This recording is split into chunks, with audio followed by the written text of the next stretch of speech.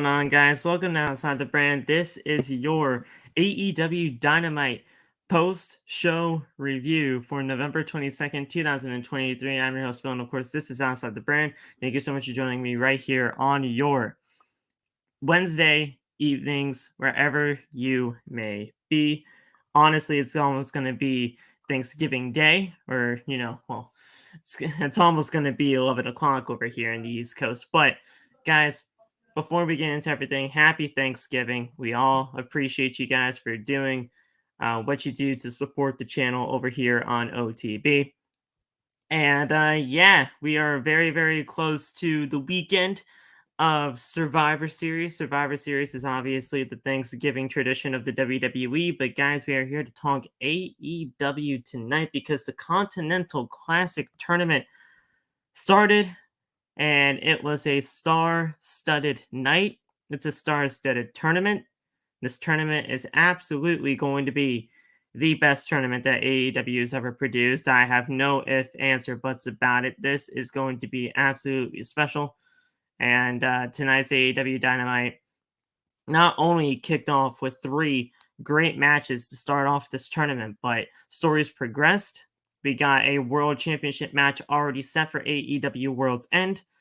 And it was just a very, very well thought out and progressed show for AEW Dynamite for the fallout of AEW Full Gear. I mean, this was just absolutely one of the best Dynamites, honestly, all year long, in my estimation.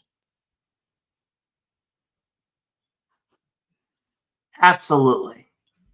I mean, listen, I'm going to crack a cold one, like Stone Cold Steve Austin, and tell you that this was by far the best opening Continental Classic I have seen on regular television as of current. You know, as a fan of New Japan, as a fan of Ring of Honor and stuff like that, we've seen these G1 Classic. We've seen these tournaments happen throughout the wrestling business, but we got 100% the best golden or blue lineup we could get going forward. Going into, of course, me and you are going to see World's End right here in my home state, Long Island, New York. I'm so excited. I'm so happy to see it. I'm so excited to see it. And tonight definitely proved all of that and more. Awesome stuff, man. Yeah, I can't wait to go to AEW Worlds End. It's not only just going to be a great pay-per-view because of the finals of the AEW Continental Classic, but, I mean, there's going to be so much more left to be determined on this show. I mean, we have the AEW World Championship match officially confirmed. It will be MJF defending the AEW World title against Samoa Joe. After, honestly, Adam Cole said, look, MJF, you not taking the championship opportunity, or you not owning up to what you said and promised Samoa Joe after helping, defend the Ring of Honor tag team titles, that would be the old MJF going back on his promise. You need to do it now, and you need to honestly honor that promise, because at the end of the day, these people love you. So honor your word, honor your promise, defend the championship, and the fans are going to be behind you every step of the way. And that's exactly what we are. And we're going to get that championship match at AEW World's End. It's honestly, well, I mean, I had to look up into this, but I should have known this is the rematch from AEW Grand Slam. We saw this matchup before at AEW Grand Slam at Arthur Ashe. And now we're going to get number 2 between Samoa Joe and MJF. Should be a really good show. And I'll be honest, I hope that it turns into a triple threat. You want a triple threat? Because honestly, the competition that we have, the G1, is top tier. Jon Moxley, Swerve Strickland, Roosh. So Andrade El Idolo come in collision.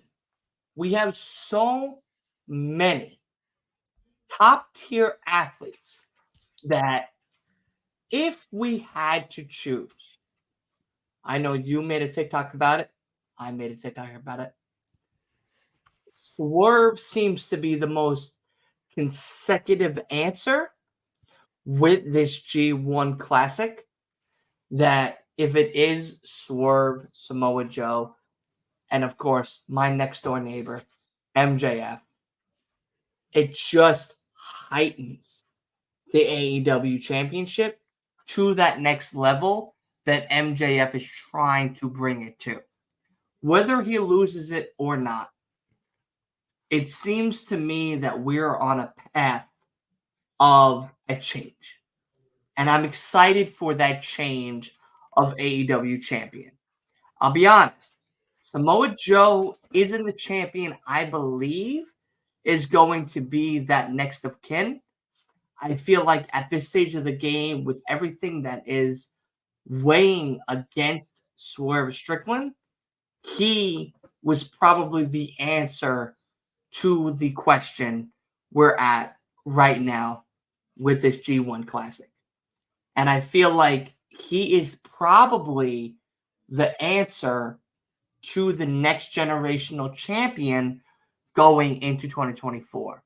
Because yourself, like myself, follow a very good friend of ours, Axel Gonzalez, who, in a sense, confirmed that MJF has signed with AEW till 2027.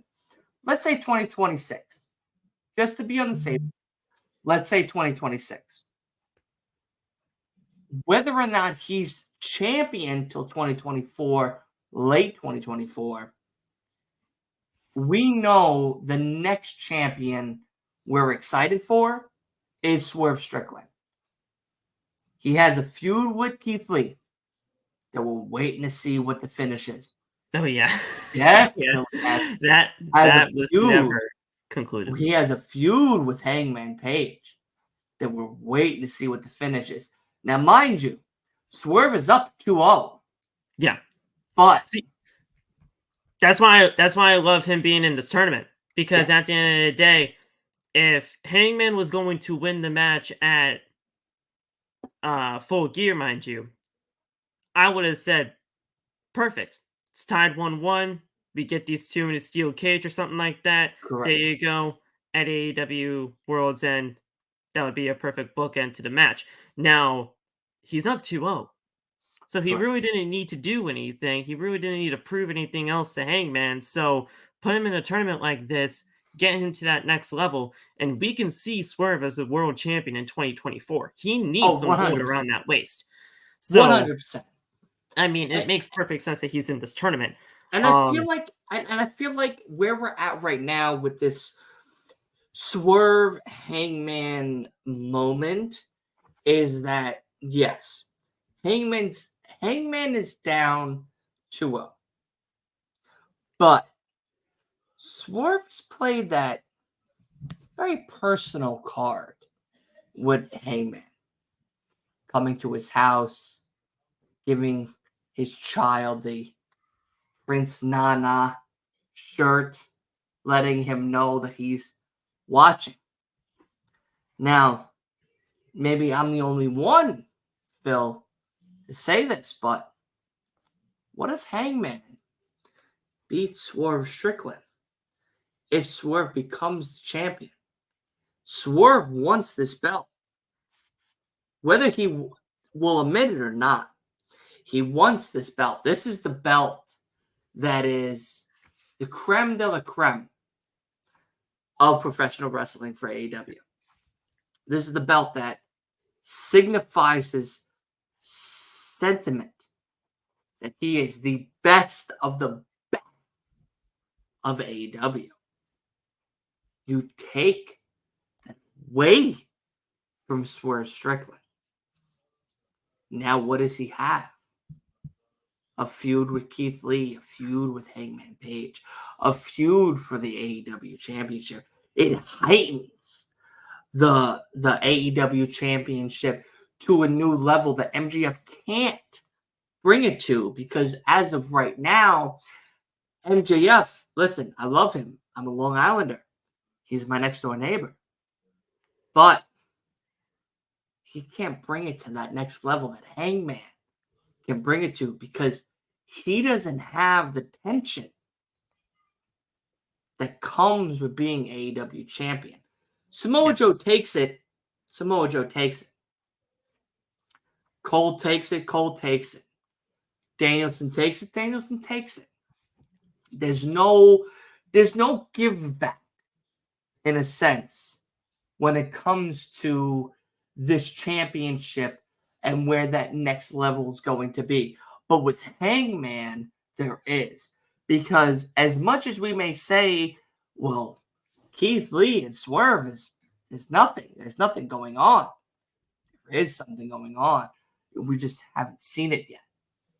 Well, Hangman and Swerve had their match at Full Gear. Like, he's 2 up. Wait. Just wait. Because now Swerve's got the thing that's most important to him. The thing that makes Swerve Strickland to be the all-elite wrestler that he knows he can be, which is that AEW championship taken away by somebody like Hangman, Adam Page. Now there's something brewing for 2024. Now there's something brewing for creative to try to get Hangman to that next level of, well, Hangman had Keith Lee, was AEW tag. Now he was AEW champion, but he lost it to the ex-champion. How the hell is he going to get it back from that ex-champion? And that's what 2024 seemingly looks like, if from this G1 Classic, Swerve is that person to continue on. But the only way, and I don't know, I'm going to ask you, Phil. Phil, if Swerve wins this G1 Classic, do you see when we go to Long Island, New York, Nassau Coliseum, baby? Do you see a triple threat match between Samoa Joe, Swerve, and our king, our real tribal chief for professional wrestling, MJ fucking F? I mean, I wouldn't mind. Do you see just a regular match on match? I mean, I wouldn't mind it. I wouldn't mind a triple threat at all. Right. The thing is about this whole Continental Classic is that the winner from the blue side and then the winner from the gold side are going to go one-on-one against each other in the finals of this tournament to be crowned the Ring of Honor World Champion, the New Japan Strong Openweight Champion, and now this new AEW Continental Championship. Right. They're going to be the inaugural Continental Champion, which, again, another new championship in AEW. I don't like that. We have way too many championships in this company as it is, and we need to figure that out. We need to figure out the actual hierarchy of these championships here, because I thought that's what the International Championship was supposed to be, where we can go internationally and defend this championship wherever. But then the Continental Championship came into play, and now it's going to be defended on all 3 brands, so to speak. So I don't know what's going on with that. Let me ask you this. We have the Ring of Honor. We have the New Japan, because Eddie decided, hey, the stakes weren't high enough. Let me raise the roof with this idea. Let me jump around as House of Pain for all of you hip hop fans out there. Let me jump around for a second and go, you know what? Let me raise the stakes and put the Ring of Honor and New Japan on. Now, I know you, but if you watched, of course, Full Gear, and then you watch the press conference of Full Gear, Tony Khan states, this championship cluster is almost in a sense of a trophy that will continuously be defended on AEW soil, maybe New Japan, maybe Ring of Honor. It's not so much a belt per se. It's more or less like an Owen Hart Cup title that can be interchangeable throughout its lineage while we try to figure out the placement for set champion holder.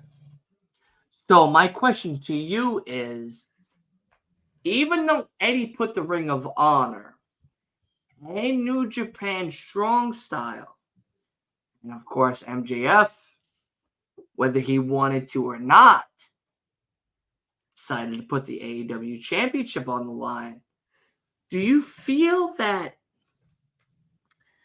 we're at a point where now tournaments hold more of a significance for trying to compete with our mainline title holders?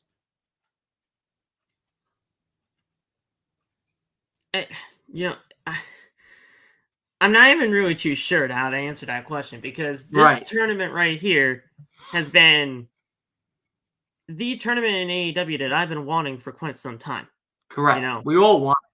I've wanted this tournament specifically, a round robin tournament, because I felt like AEW could handle it, especially with the roster that they have assembled. The other tournaments that AEW has constructed over the last couple of years, basically, honestly, all throughout the history of this company, has either A, been way too goddamn predictable to even count, or B, that they just, fill out these stories of television and everything like that just to get to the end goal, and then whoever the end goal is, the end goal is. With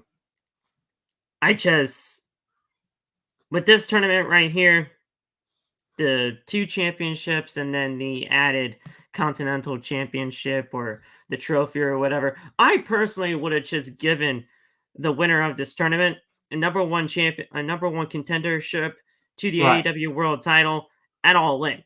I would have done this thing for All In, because it's a huge spot for the winner of the thing, and you're going to get an AEW World Championship shot in front of almost 80,000 plus people again at Wembley Stadium. That would have been a great choice. Now, you could have done this earlier. You could have done that at Revolution.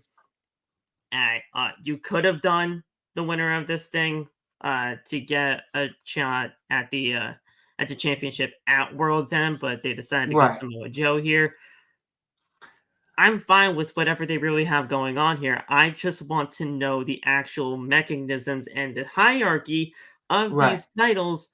That way, people don't get confused, because the Continental Championship and the International Championship, people will get confused if you don't sit down and think that through. That's my thinking of it.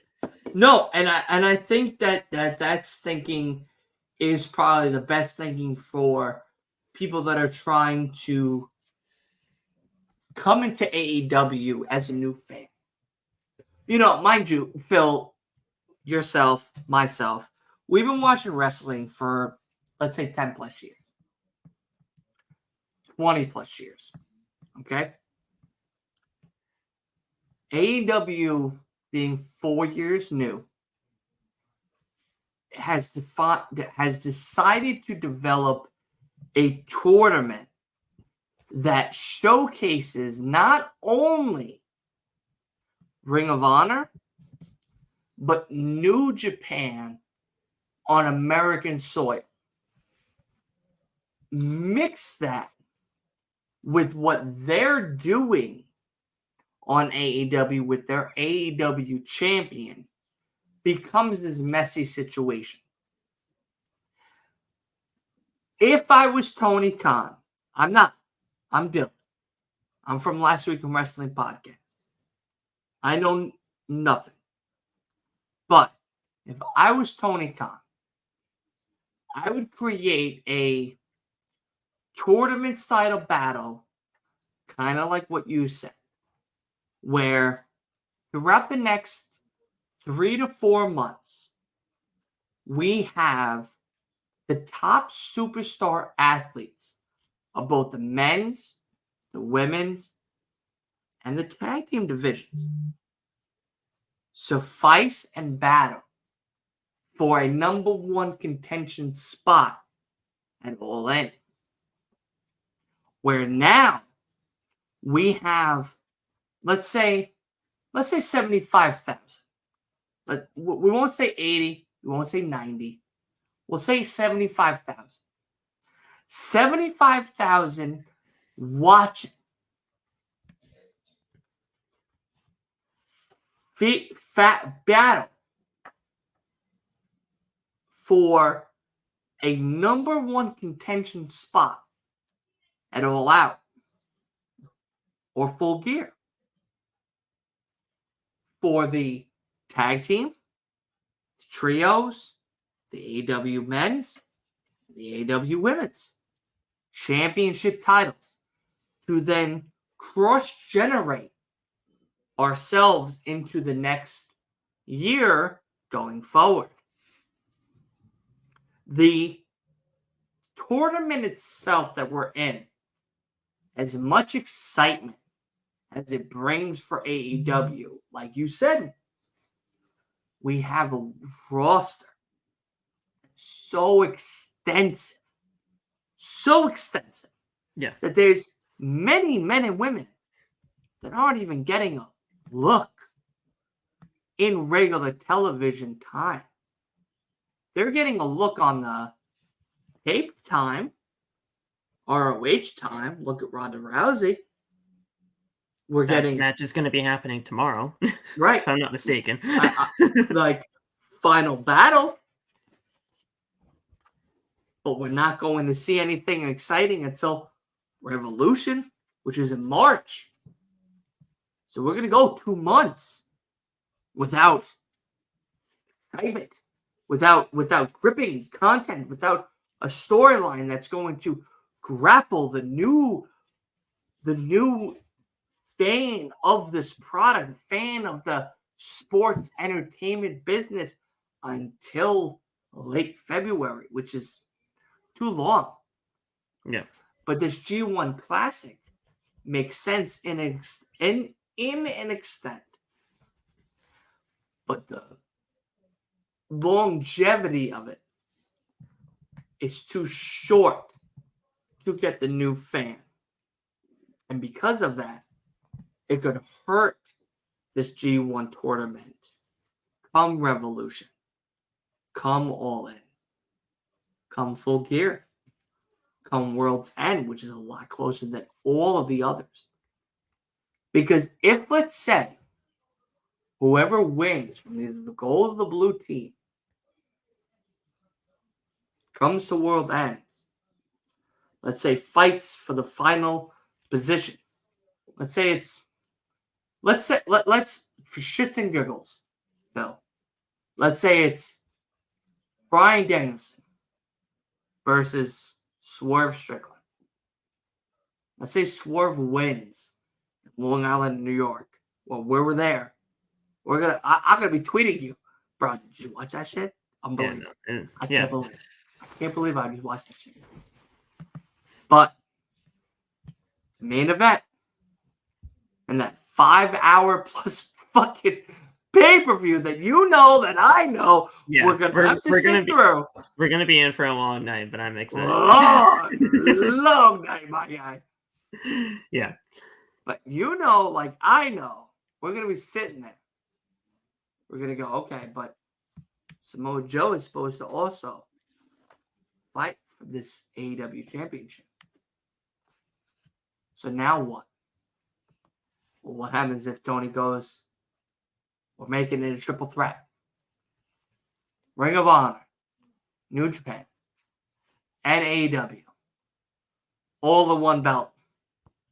Because if you remember, like I remember, from Full Gear and that press conference, which, by the way, I'm sorry, but by the way, we got the Caitlin and Caitlin Pickles of the MJF collection for the Full Gear watch along that we did on last week's Wrestling Podcast. MJF was eating. So shout out to MJF, my next door neighbor. But when this press conference came, Tony Khan was very specific when he said, well, this isn't really a new belt. This is more like a trophy, in essence, that could be defended on a yearly basis. So, is Samoa Joe really facing MJF for a title?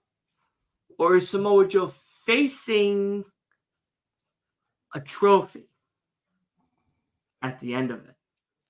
I feel like that's the more important question we need to ask ourselves, because even though Samoa Joe and MJF are scheduled for Long Island, what if the winner of either Worlds End or the winner of prior to Worlds End decides to try to cash in their title opportunity in a triple threat form? Are they fighting for the World Heavyweight? Are they fighting for AEW? Or are they fighting for the Continental Classic? I feel like that's the more important question here when it comes to this whole G1 Classic. Because I feel like right now, where we're at is as much excitement as it is for us to be like, I can't believe we had Mark Briscoe and Jon Moxley, and we had Jay White and such, and we had Jay Lethal and such. That's great. We're getting new singles competition that we haven't seen. We're getting competition that's more exciting, that's more invigorating. The winner, what does the winner really get? What does the winner really have the opportunity of getting come December 30th? I feel like that's the bigger question. Yeah. That we haven't even answered yet, because we don't really know. Mind you, yourself, myself, we're fans. We're content creators, buddy. We're fans first, content creators second. And if the content that we're watching is asking questions that us as fans don't know, us as content creators, we're asking the world, what the fuck is going on?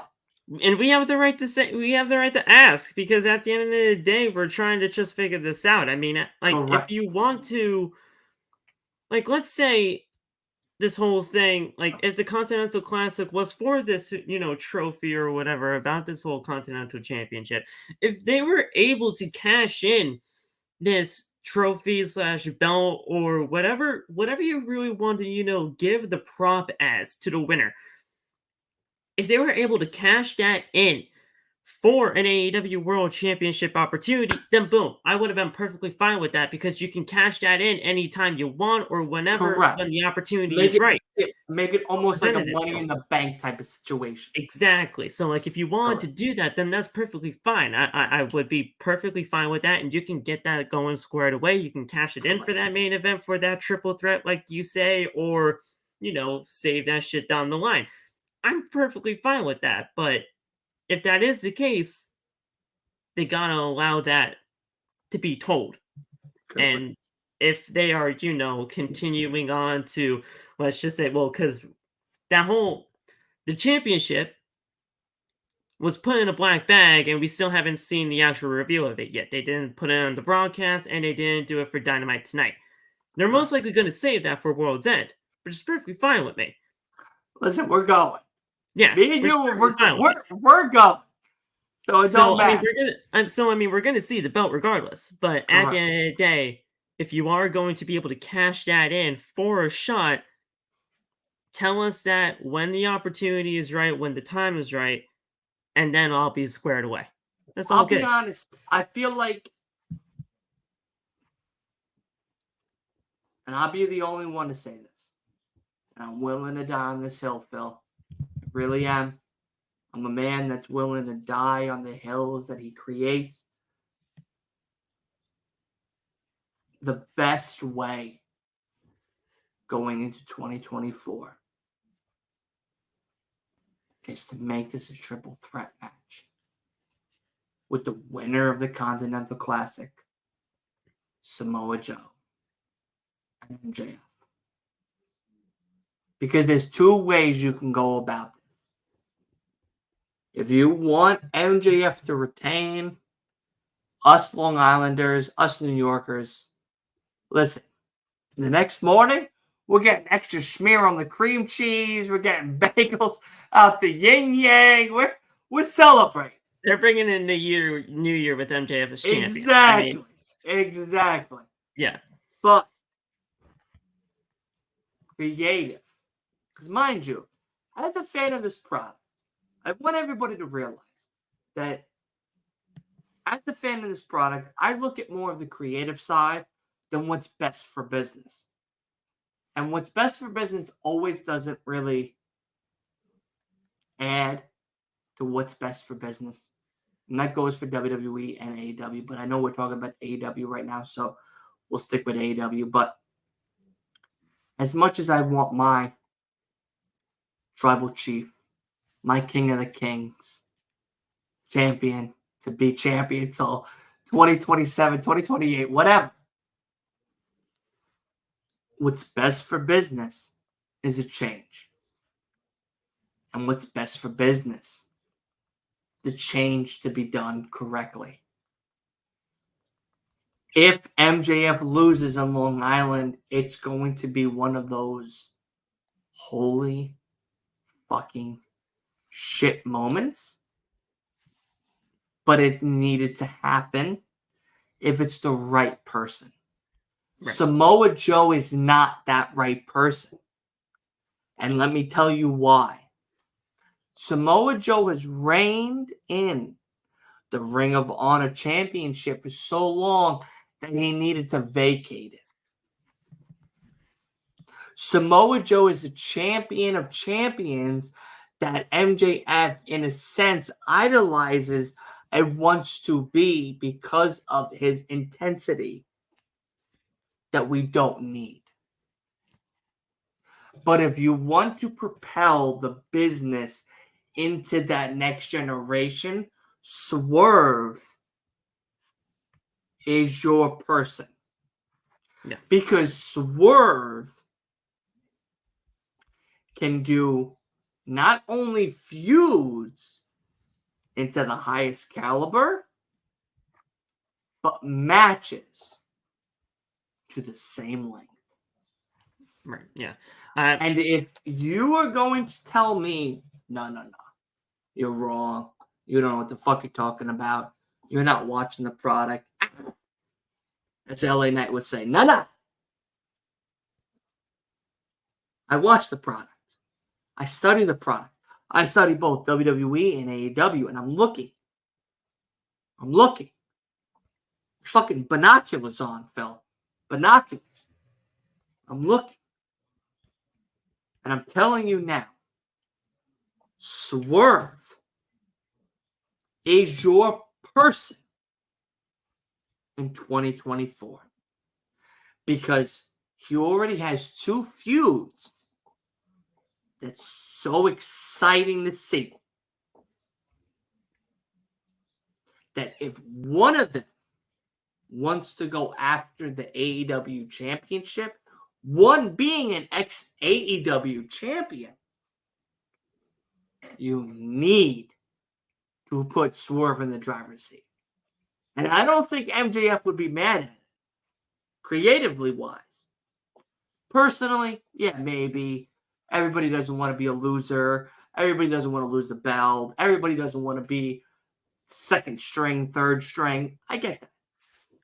But if I know MJF the way I feel like a lot of others know MJF, MJF looks at it as a business decision because it's not a business decision. It's a creative decision. And creatively, if you want to continue this product to move to 2025, 2026, Swerve is that person. If it's for the betterment of the company, I mean, I think MJF would do whatever it takes to get 100%. But I feel like at So- this stage of the game, he's faced Daniel Bryan, Adam Cole twice, Samoa Joe, Jay White, Kenny Omega. He has faced the creme de la creme of professional wrestling Yeah, he's had a in the rough second life. string that he needs to face. Yeah. Mind you, he's my next door neighbor. Not really, but I say that he is. He's been on a run of a lifetime. At the end of the day, Correct. whoever this man is losing this championship to. If he loses to Swerve, it is the best creative decision to make. Swerve has the feuds.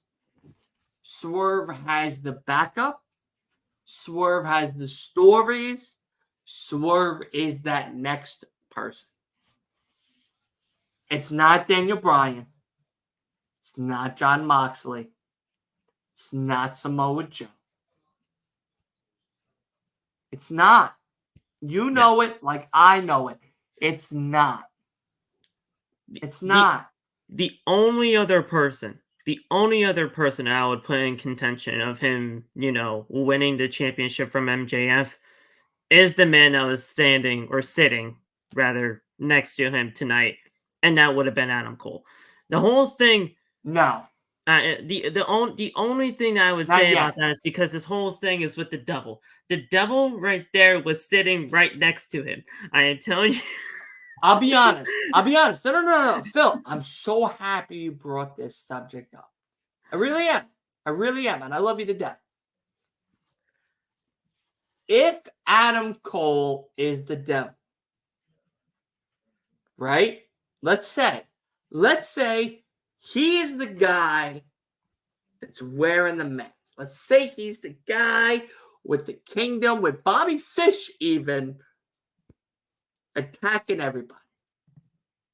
Let's say, like hypothetically, let's have last week of wrestling podcast.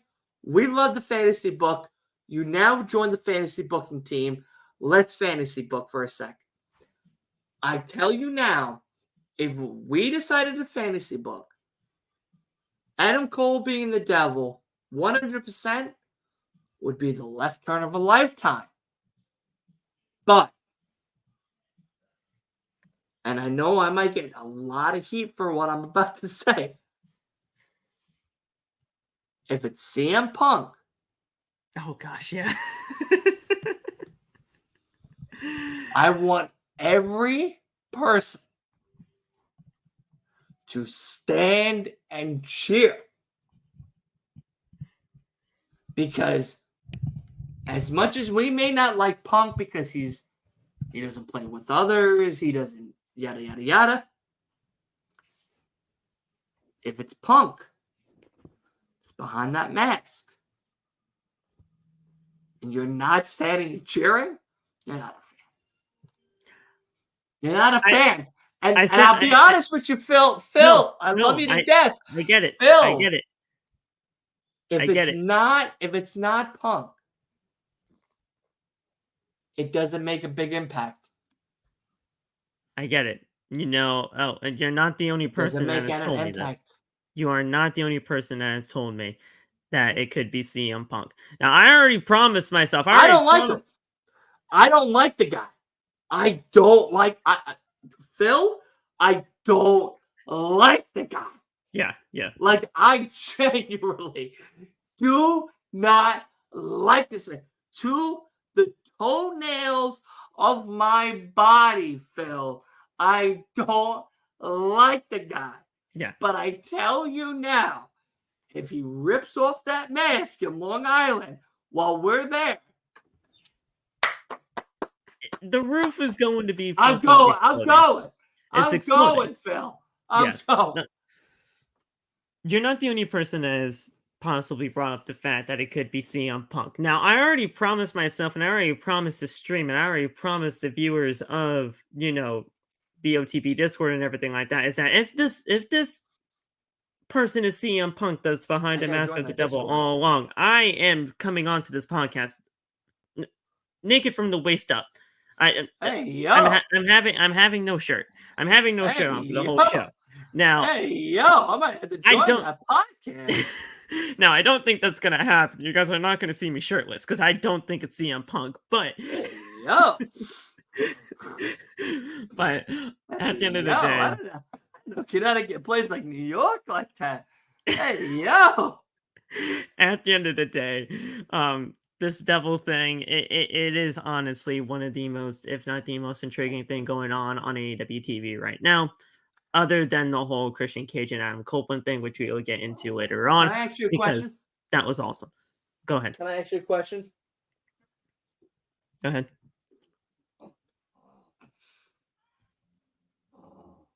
You're going to be the first person I actually ask this to. Because I haven't asked my TikTok fans. If it's Adam Cole, does it really make a difference?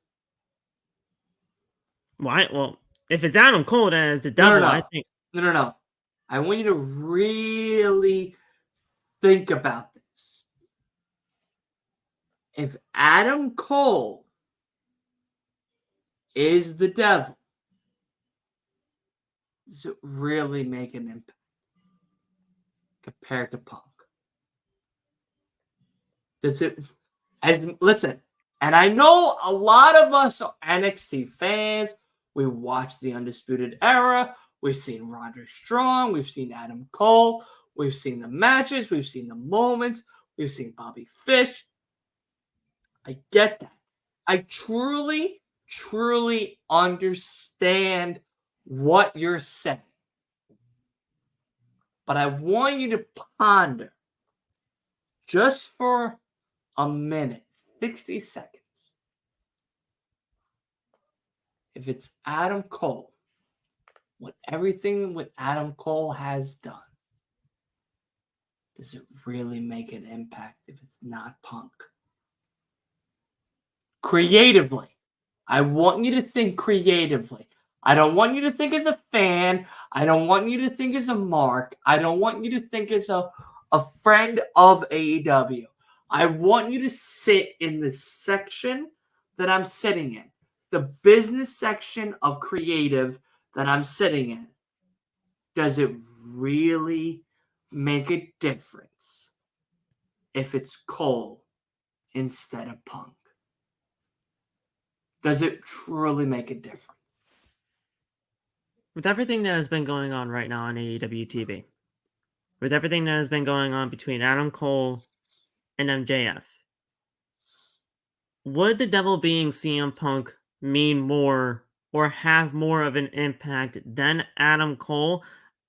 I think it would be in the long run when it came down to it. But I'm talking about right now in the grand thick of things with the storyline that you have going on between Adam Cole and MJF as of right now, and this whole long-term story that we have seen since the... What if that's a swerve? That could be. It could be. But I'm just saying that this whole long-term story that we have been seeing since this... Right. That... I believe this whole thing started around that, mixed tag team tournament thing that they had going on. So 2 months ago. So from 3 months ago. Yeah, so I mean, it's been a long, drawn-out story up until the point right here. Yeah. World's End has a huge impact of this, not only this story, but the future of 2024, because there's a reason why this pay-per-view is called World's End. It's where MJF's world comes crashing down to an absolute nothingness of a possibility. Yeah. So if it could be Adam Cole, if it is Adam Cole, I think it's going to mean a lot to what the company will be heading into the year of 2024. If this whole thing that Axel reported, or basically what anybody reported, and shout out to Axel. He's a great reporter. Axel Guzman's great. Axel Guzman's great. I was in his live today. Yeah, so I mean, if this whole thing... Axel, follow me, bro. Follow me, bro. Seriously, follow me, bro. If this whole thing is true. And not Adam Cole, and MJF is signed until, whatever, but which I personally already thought was happening anyway. I honestly thought that with everything, you would not, you being Tony Khan, would not want MJF anywhere else. So you would want to sign him at any point at a time. So I'm hopefully I'll be thinking that honest. he would be there. Go ahead. I just think it would mean a lot, or mean a lot to the AEW product, and I think it would be an impact. But if it is CM Punk, that is going to mean a lot more, depending on where everything does fall. So I think both would, but you can fall on either side. I fall, and I might get roasted. And I love honey roasted nuts. I really do. Peanuts, honey roasted peanuts, fantastic. I'll be honest.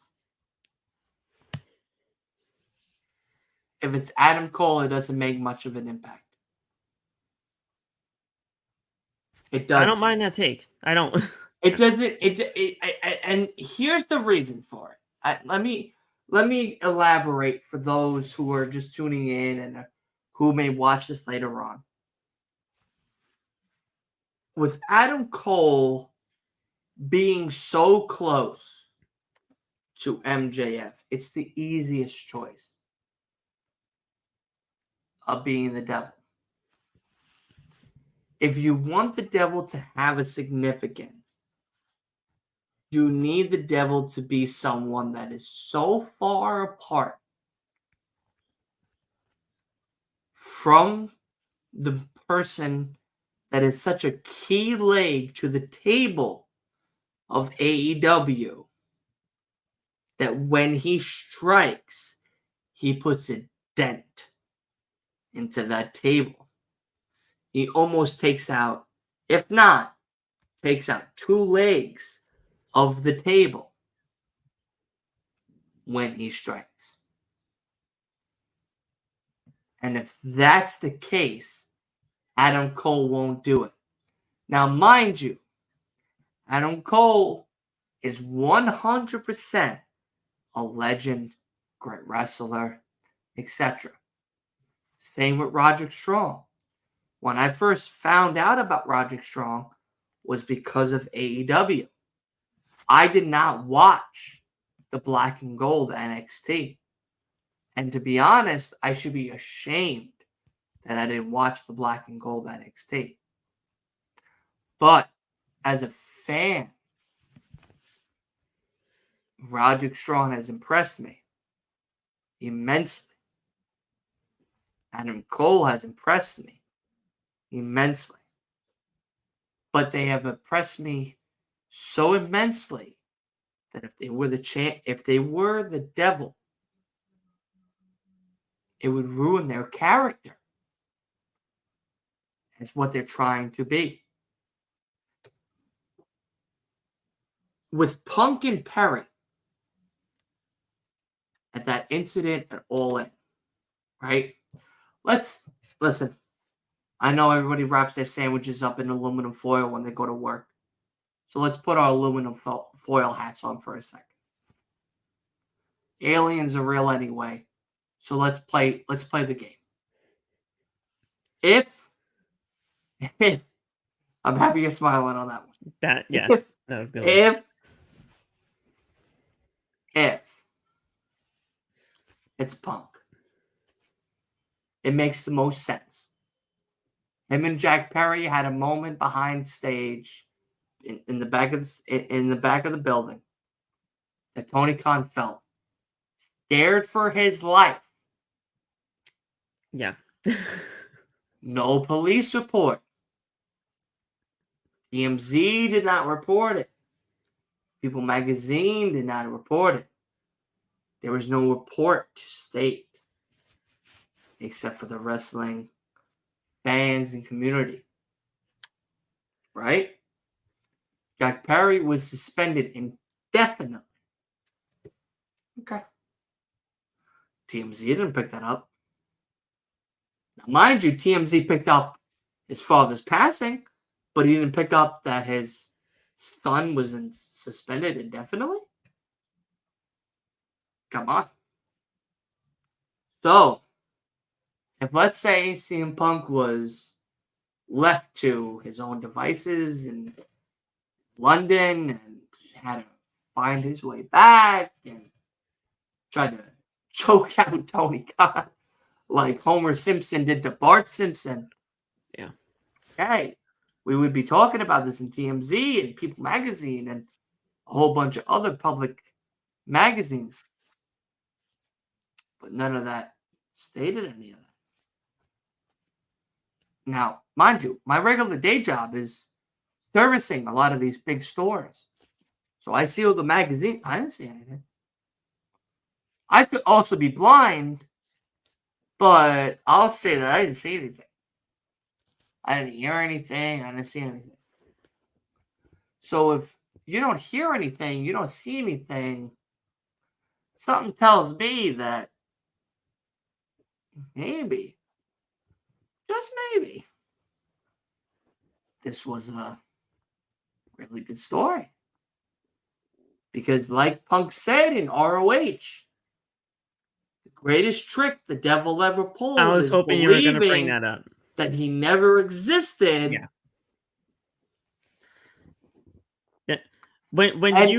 And also the fact that MJF believes that he is the devil, no one's on the level of the devil. What happens if you're the devil? See, and you're not on the actual level of the devil. You know what I mean? Out of all the people that have told me that CM Punk could possibly be the devil, nobody had this elaborate of a... Nobody. And I'm talking nobody that has brought this up has had Phil, an elaborate... Has more of an elaborate watching Last Week of Wrestling podcast. No. All right? No, I'm just saying nobody has had more of an elaborate way of going about CM Punk being the devil more than you. And the thing is, when you said... Thank you! And the thing is, nobody... When you said CM Punk could possibly be the devil, and then all of a sudden you said, with the whole devil, the greatest thing the devil ever pulled was making the world seem that he didn't exist. It makes all the sense in the world that it could possibly be that. But I tell you right now, it might be the Twisted Teas, but I tell you right now, listen, Phil, if you and I know you watch what we do. I know you watch what I do. And I love you for that. I really do. As a business colleague, as a fan, as everything. I appreciate that. You know, I don't look at this shit just as it's a fan. It's like, oh, it's so cool. It's so exciting. Yeah, no. I'm tunnel vision. I'm so tunnel vision that I am looking for the minor fuck up. That the moment you fuck up, I know that's what's happening. And you know, like I know, that you know when all the shit that we do, that's what happens. So, like I said, the greatest trick the devil ever pulled is believing that he never existed. Now, mind you, if you want to really pull a full circle on this, buddy, on this, again, I'm putting my tinfoil hat on. Aliens are fucking real now, as the government says. MJF said it. The greatest trick the devil ever pulled was believing he never existed. And when did he say that? During the CM Punk match. Yeah. Now we're months away from that match. What did he say at the press conference? Oh, I faced the greatest people I could ever face in my life. This pickle is the greatest pickle I ever had. But nonetheless, I faced Jay White. I faced American Dragon Daniel Bryan. I faced CM Punk. What? That's CM Punk's name. Why? Yeah. Why? Yeah. Now I know, like, again, if you really, really want to go crazy, why did Shinsuke say we're waiting? Why did Shinsuke say I'm waiting? Okay. Why did Shinsuke do the GTS? Why did Shinsuke do this? Why did Shinsuke say this? Why did WWE do this? Why did the creative move in this direction? We know. Randy. Thank God. Randy's back. Randy's healthy. Randy's ready to go. But again, why? Why are people going into the background of Survivor Series and enhancing the actual image to make it seem like people You know. cross arms? Phil, I know you know because I watch you watch this product the way I watch this product. And again, mind you, we're content creators, so we have to watch this product with a different set of eyes. But of course, we're watching it as a fan. Yeah, but when you I'm at least able to define the differences of the two. Correct. When you take that fandom out and you reevaluate what you just watched, you see it all. Axel said the same thing. When you take the fandom out, again, I listen. Again, it might be the Twisted Teas, but I listen. I pay attention. The moment you take the fan out, you see everything that's coming to you in the forefront. Yeah. Axel said it. You've said it. I've said it. Marissa said it. Erica said it. Johnny said it. Deontay said it. So many people have said it. And you know what's funny? Is everybody that comments to go, no, they haven't.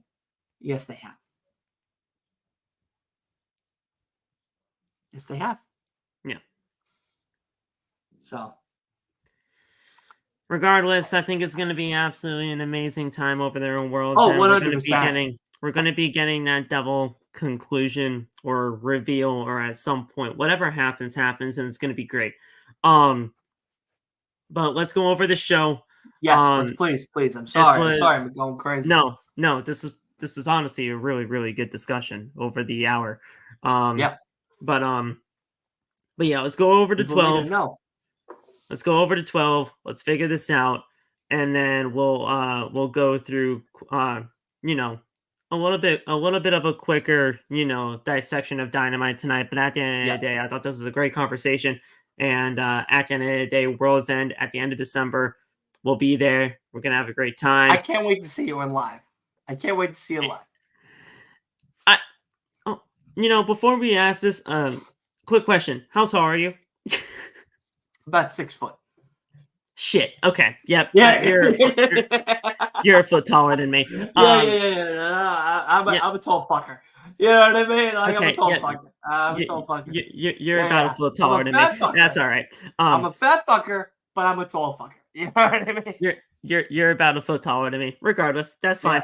Yeah. It's gonna be great to see you, man. I can't wait to take pictures. I can't wait to see you. And I told you this off air. And I tell you this on air, I've been a fan of yours for a long time. When you meet your idols, when you meet your fans, when you meet your favorites, it's so exciting. You've been absolutely everything that I thought of and more. And when I see you in Long Island, if you give me the shoulder shrug, I might fight you right there in Nassau Coliseum. But I'll tell you now, I know you're not going to, so I'm very excited to see you, man. Yeah, no, it's gonna be great. Yeah, for sure. AEW Continental Classic. This field of 12 is absolutely stacked. So yes, it is. I mean, there's no blue and gold looks fucking phenomenal. Yeah, this was great, and I'm glad that Tony Khan chose these people the way that he did. So we have Eddie Kingston. We have Eddie Kingston starting off in the Blue League. We have Eddie Kingston, who is putting his championships on the line in this tournament. Yep. We have Claudio Castagnoli from the Blackpool Combat Club. Great choice. I think he was absolutely perfect for a tournament like this. Honestly, a tailor-made kind of guy. 100%. Bryan Danielson, honestly, who I think this tournament was even made for. I think it was Correct. tailor-made for this thing. It was made for him. Bryan Danielson, great stuff. Brody King, the powerhouse of the blue group. Now, you need a powerhouse in this. I know, but Brody's not my choice. In this. I probably would not have chosen Brody, but I think Brody King is going to be at least perfectly, like, he's going to be perfectly fine in this tournament. I just don't think... Second round, probably eliminated by the third. Yeah, I just don't think you would... I personally wouldn't have chosen Brody, but Brody King, he's going to be great for this. Andrade Alito, perfect. Absolutely love him. I think Andrade would be a perfectly tailor-made person for this as well. And I'm just glad that he's in a tournament like this because he deserves to be at least somewhere in this spot. Facts. Daniel Garcia, the underdog of the tournament. The underdog of the tournament. I don't know if I could say that. I don't know if I can say that. At least in this group. At least in this group, you'll see. I don't think I can say that either. I don't think I could say that. Who's the underdog of the group here for you? Listen, I went to House of Glory. I'm about to go again December 1st to watch Daniel Garcia wrestle in House of Glory. I wouldn't have put him in. Daniel Garcia is good, but not tournament good. And you know why he's not tournament good? Is because of the JAS that's still left over. Well, that's what I think the whole story is going to be about with him when it comes to this tournament. He's going to finally figure it out. If that's the case, then okay. Yeah. But if he loses round one, if he loses round one, then why do we even put him in here? Correct. If he loses round one, why do we even put him in here? At that point, then I'll agree with you. But hopefully throughout this thing, he'll finally have it clicked in his brain that these people that he has been associating with aren't the right people for him. And he'll figure out that he's a pro wrestler. He can wrestle. Like, I want everybody here that watches this back to realize Daniel Garcia can fucking wrestle. Yeah, no, Dylan has no ill will towards Daniel Garcia at all. I think I love Daniel Garcia, but Daniel Garcia can fucking wrestle. Yeah. And if you give him the opportunity, if you watch some of the MJF Daniel Garcia match, you'll be impressed with Daniel Garcia's behavior. Yeah. If you watch him in the indies, you would say, I can't wait till he's signed.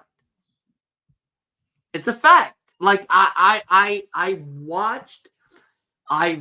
took the time out of my day to pay for Fight TV, to pay for Bleacher Report matches that he's had on the indie circuit and watched him wrestle. I paid the $30, $40. And I tell you now, Phil, impressive.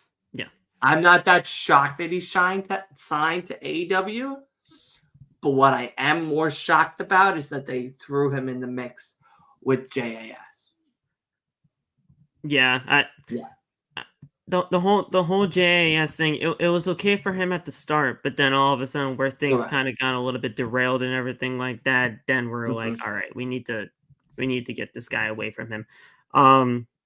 Now, that being said, to kind of go with your point about, if he loses in the first round, then why do we even put him in this thing for? Right. I honestly don't even see a person in this thing, in this league, that he maybe could get a win over Andrade, but like at the end of the day, I don't know. You getting a win over Andrade El Rirro? Then who is he going to beat in this 5 then? Because if Briscoe won against Moxley, Briscoe. but they're Honestly, if Briscoe won against Moxley, then Briscoe. But Briscoe lost against Moxley. Then maybe I'm Garcia's misunderstanding losing. maybe I'm misunderstanding the whole rulings of round robin tournaments. I thought round robin tournaments had the blue league face the blue league, and then the red league face the red league, or gold and gold. So how it works is blue versus blue until they find their number one contender. Then gold versus gold until they find their number one contender. So that's what I thought. So blue would have then the blue and the gold fight each other until they truly find their number one contender. It's literally the same as New Japan G1. Then that G1 star faces the champion. Right. Whatever stipulation. But okay, so I mean, with that said, then if Daniel Garcia is going to face somebody in the blue, who's Garcia fighting come Saturday? Does he have a match on Saturday? I think so. I think so. Let me Google it. Let me Google it while you're hosting.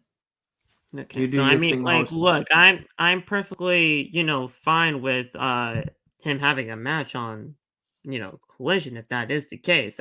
We just got to figure that out, who that is, to be completely honest, because then we'll figure it out as we go along. But going over the gold group for a second, because we will go over there as well. Jay White, he had a match against Roosh earlier on in the night tonight. Jon Moxley, who was in the main event against Mark Briscoe. So we have Jay White, Jon Moxley, Mark Briscoe, Roosh, fantastic tonight, Jay Lethal, and Swerve Strickland. Now, Jay Lethal in here was very much of a shocker to me. I thought Jay Lethal being in this thing for the gold was a shock. But he's facing Andrade on Saturday. Okay. So he lost.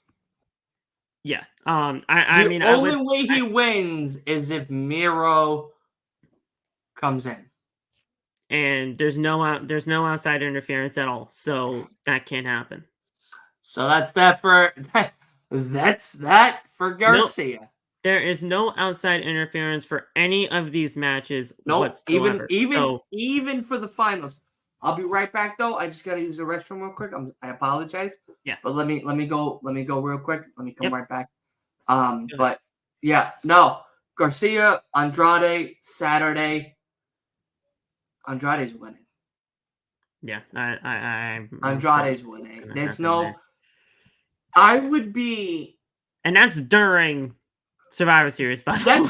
That's during Rampage and Survivor Series. Yeah, that's during Survivor Series. So you're telling me that Andrade loses to that? Yeah. Then, I'm going to dance my way to fucking victory, bro. I'm going to dance my way to Worlds End. Now this doesn't mean that just because he lost the match against Andrade that he's not going to win another match. They'll find something for him, but it's just going to be a little bit of time. Now Jay White in this tournament, not Jay White, Jay Lethal in this was a bit of a shock to me, but I personally did not mind it because Jay Lethal can fucking go with the best of them.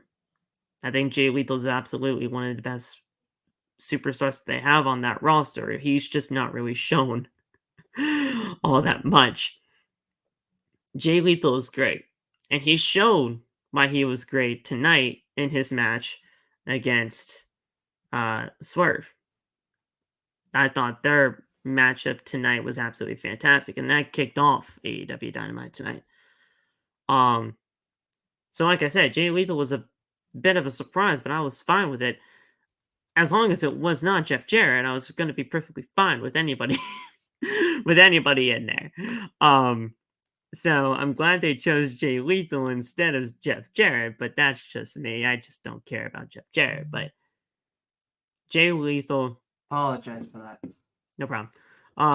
I was just going over how Jay Lethal, like I said earlier, was a bit of a surprise, But I was not mad at him being in there because as long as it wasn't Jeff Jarrett, I would have been fine. It wasn't that it was so much a surprise. It was that the match that he chose to be in was a Continental match. Excuse me, instead of a truly Ring of Honor match.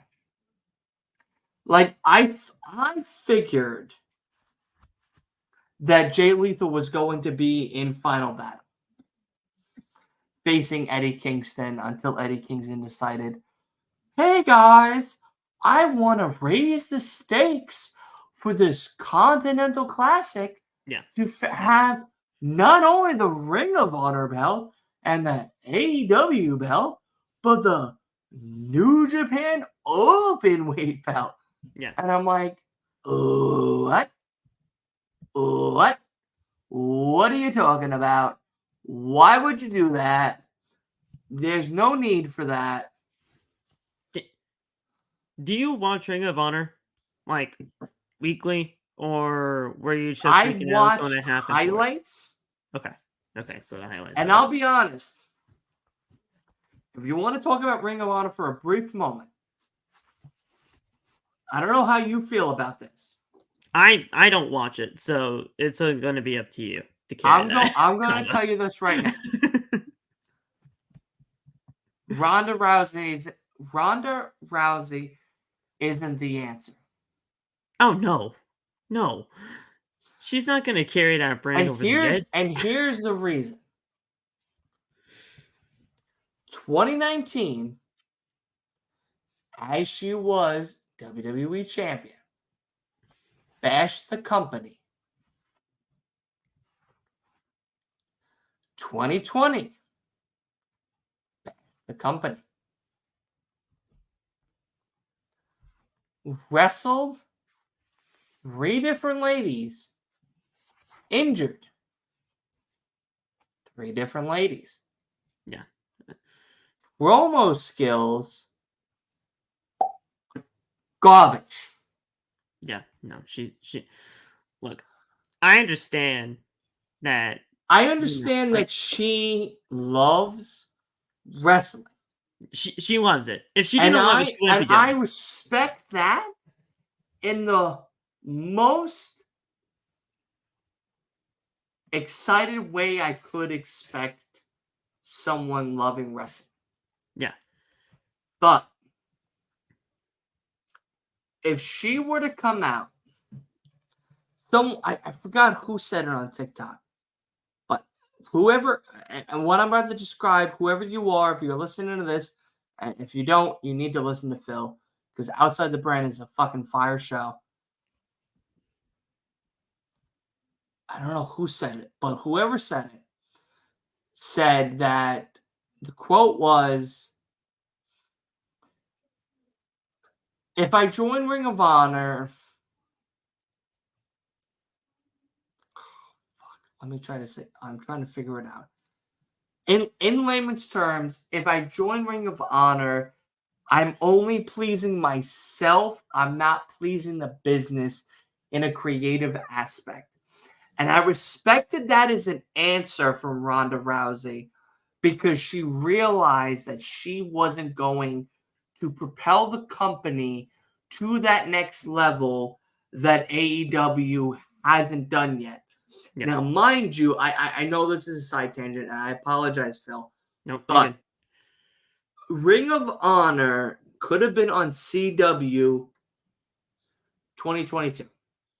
Oh, yeah. There was a whole deal about the CW contacting Tony Khan about it, and he said no. You know why? You know why? Go ahead. Because he wanted to wait to the TV deal of AEW Dynamite to package it. Done. To package it. Yeah. Yeah. No, because that's what I thought when he said that. Because he believed that Dynamite was the best thing on television. Now, mind you, as a fan, listen. He's the booker. He should think that. I know. You know, like I know. I grew up watching WWE. Yeah. I grew up watching WWF. That's how fucking old I am. I'm about 30. Turn 30 next year. I've been watching wrestling since 2000 with my father. God rest his soul. I've been watching wrestling since 2000. I watched John Cena come on in 2002. I watched Leviathan Batista come on. Yeah. I watched Randy Orton come on. Okay? I've watched these men come on. It's like, oh, the greatest thing to ever come from the indie scene. Yeah. Okay. Watch these men. I watched that brand change and evolve over time. I found out about Ring of Honor 2009, 2010, let's say. Let's say 2010. When I was slowly starting to drift apart. I found Ring of Honor when Eddie Guerrero was still when he was recovering from a drug addict. Okay? And Ray wanted to be there to be that support, that moral support for Eddie. And he had that triple threat match with Ray and CM Punk when CM Punk was still in Ring of Honor. I watched that match. I watched AJ Styles. I watched Samoa Joe. And I knew they were going to be fucking superstars. Now, I watch Eddie die. I watch Ray succeed. I've watched AEW grow. I've watched AEW evolve.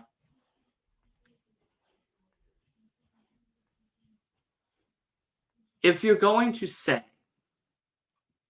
that Ring of Honor needs something to elevate its brand with a superstar caliber or celebrity access like Ronda Rousey, you're more wrong than the Matt Rife special on Netflix. Yeah, I heard about that one. Yeah. Okay? I'll be honest. Now, Yeah. I haven't watched the Matt Rife special. I've seen a lot of people, shout out to Maddie. I've seen a lot of people talk about it. Crazy, unbelievable. Nonetheless, if you're going to tell me Ring of Honor needs someone like Ronda Rousey to propel Ring of Honor, no. She's just not the right person to do it. And at the end of the day... She's not safe. She's not safe. First and foremost, not safe. Second of all, promo suck. Third of all, her celebrity status doesn't bring any excitement to the business, especially for Ring of Honor. Now, mind you, I know I love them to the death of me, the wrestling junkies. Shout out to Chris. Shout out to Eric. Chris will tell me differently. Ronda Rousey's great. Look what she's done. As LA Knight would say. No. I don't believe that. There's nothing that Ronda Rousey has done in WWE to propel that women's division to the next level where Rhea was easy enough to take and to run. Yeah. Because if she was easy, if she made it so easy to run when Rhea grabbed it, we wouldn't have had the first opponent of Selena Vega. Yeah. Tell me I'm wrong. Tell me I'm wrong. No, you're not. Tell me I'm wrong. And I'm willing to be wrong. Phil, if you know me, and I know you know me, I'm willing to be wrong. But I don't believe I'm wrong. You know my opinion about Ronda Rousey. I have not been a I fan know of your her. opinion. I have not been a fan of her. Well, the first run of Ronda Rousey in WWE, I was perfectly fine with. Fine, good. The second run completely sucked. Now, first one was trash. Second one was trash. That's perfectly fine. It's just that she's just she not didn't elevate the women's division like she thought she was going to. Yeah, that I'll agree with you. Point blank, period, honest. Yeah. And I'm sorry for the side tangent. We're going to get right back to what we're talking about. Yeah. After what I'm about to say. The first time she came on was to ignite the fire underneath the women's division's asses. We wouldn't have had a second run with Ronda Rousey. Yeah. The first run would have been it. She's not the right person for a Ring of Honor. Not even close. She's just not. She's not going to bring that women's division anywhere. And they got a pretty like AEW / Ring of Honor, because it's basically the same thing. Correct. They have a great women's division. Enough as it is. You want to know what they don't have? Time. Creative team. Time. No. They don't have creative a creative team. Well, they don't have a creative team at all. Tony Khan is a creative team, and Tony Khan needs to have somebody else to do it for him because he's just hire me completely. Dude, I would quit my job today. Dylan and I can make great TV. We know this. To literally, I would rebrand that women's division to the best. That would be the first thing I touch. Is I would literally go to Britt Baker, Saraya, Ruby Soho, and go, guess what, ladies? You guys are going to get the biggest fucking creative push I've ever seen in my fucking life. And they're going to go, really? I'm going to go, I don't give a fuck what DK says. We're going to the fucking moon. When you said Britt Baker, I thought you were going to say, you're like, all right, get the fuck aside because you ain't a part of this anymore. No, Britt Baker's great, and I love her. Britt has done something to the women's division. Yeah. Thunder Rosa has done something to the women's division. Yeah.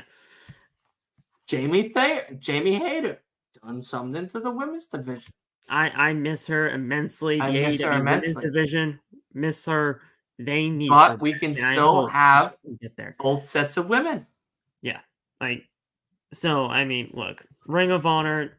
It's never going to be the same as it used to be. Never. We all know this, but they.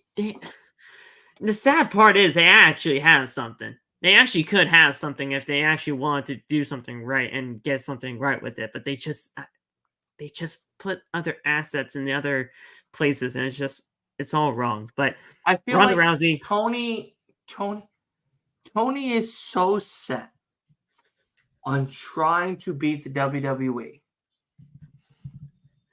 and that's also another problem.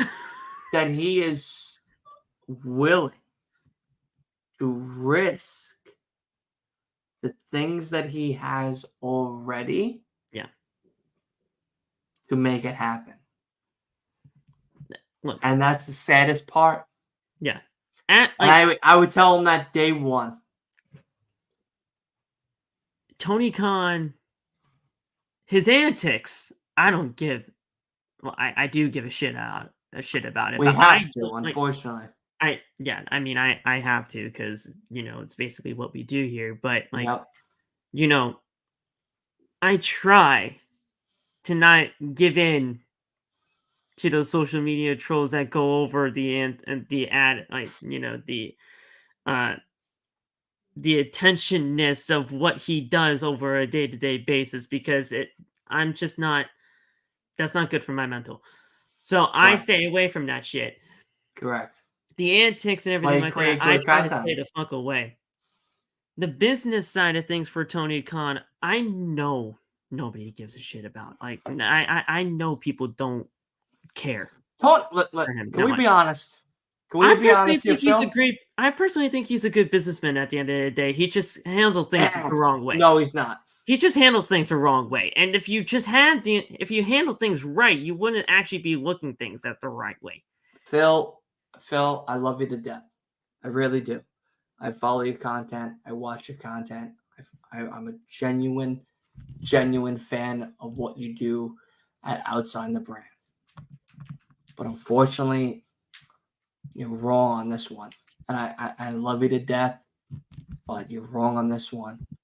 Tony Khan is just a billionaire's son who doesn't know how to run a wrestling business because he's more of a fan than a businessman when it comes to wrestling. If he had a team behind him, it wouldn't be this big of an issue.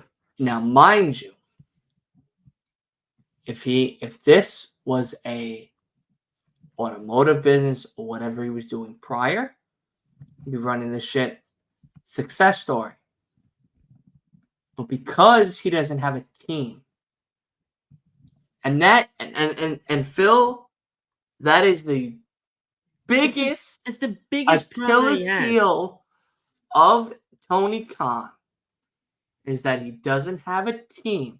Jericho's not a team. Danielson's not a team. Kenny Omega and the Bucks are not a team. They are not a team. The Bucks are not a team. You need writers. You need legit people that either love this business or are a fan of this business or business people to run your company. You, the Bucks, Kenny, Danielson, and Jericho don't need to be doing it. I don't mind. I don't mind if you're going to be the final say, Tony. But at the end of the day, you just need other people behind you and around you. That way, you don't have to have so much weight on your shoulders. The weight on your shoulders, that's what's basically not killing this product because the product is actually getting better. But you gotta. Well, I'm enjoying mostly the product that's going on right now, but I'm enjoying it too. But at the same time, I'm also looking at it as both sides here. Yeah. So I mean, if you had a team around you, I don't think many people would be, completely shitting on everything that you do. But it's because you don't. That's the reason why things happen. You don't have a social media team. No, not at all. And that's also you don't have a social media team.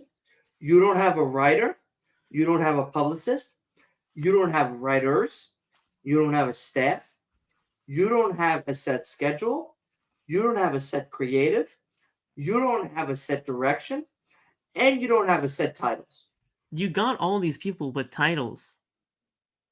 Set titles for them, right? I think Jeff Jarrett's like the EVP of like why of some sort of like traveling type of deal. Look, that's fine. Have him handle travel. I don't give a shit about that. Jeff Jarrett, I don't even care about Jeff Jarrett. But you have Christopher Daniels as your chief of, I believe, talent relations or whatever. That's cool. Christopher Daniels, I have no problem with. Should not be in charge of the business unless they've retired to become in charge of the business. Christopher Daniels doesn't wrestle. Like, from what I know, he's not a lot. But if he's going to wrestle in general, he doesn't need to be running a company. Everybody else you have back there, you got Paul White. You got Mark Henry. You got Arn Anderson. You got many other people backstage that are the agents of your company. Those are the people that you should be going for. Correct. Or at least talking to figure some stuff out here. Tony, hire me and Phil. We're going to set your fucking team up for fucking success. And you're never going to have to worry about WWE again. I want the success of this company to happen. People are saying this company isn't going to last last year, 5 years. Phil, I can't even tell you how many emails I've wrote to Tony Khan personally. to hire me for free as a writer for AEW. Yeah. I literally told him in one email, you don't have to pay me. You just have to hire me. And I will write you the greatest year of your life. Well, Done. At the end of the day, he needs a team. Yes. And that's just all that needs to be said. Correct. Look, I love this company. I've been watching it since the Me parking too. lot. I think I've seen this company grow, and it has grown. If anybody says that this company has not grown, you're fucking lying. You're fucking lying. But at the end of the day, this thing needs to continue its path onto its Correct. success. And the only way that it can is if Tony Khan gets the right assets in order to get to that point. Can he get Correct. there? Of course he can. I don't have, Of course. Dude, with everything that has been going on as of right now, especially this company is on the high, but you gotta continue on that high, or you just are going to lose people, and you don't want to lose people at this point in time, because this point in time is honestly some of the most crucial points in time that you need people. So 100%. continue on this path, and you're gonna be fine. But you gotta get that team, and that's all that needs to be said. Correct. Let's go over this thing quickly. Continental Classic first round matchup. I say first round, but it's not really a first round type of deal. First matchup of this whole round robin. Swerve Strickland, Jay Lethal.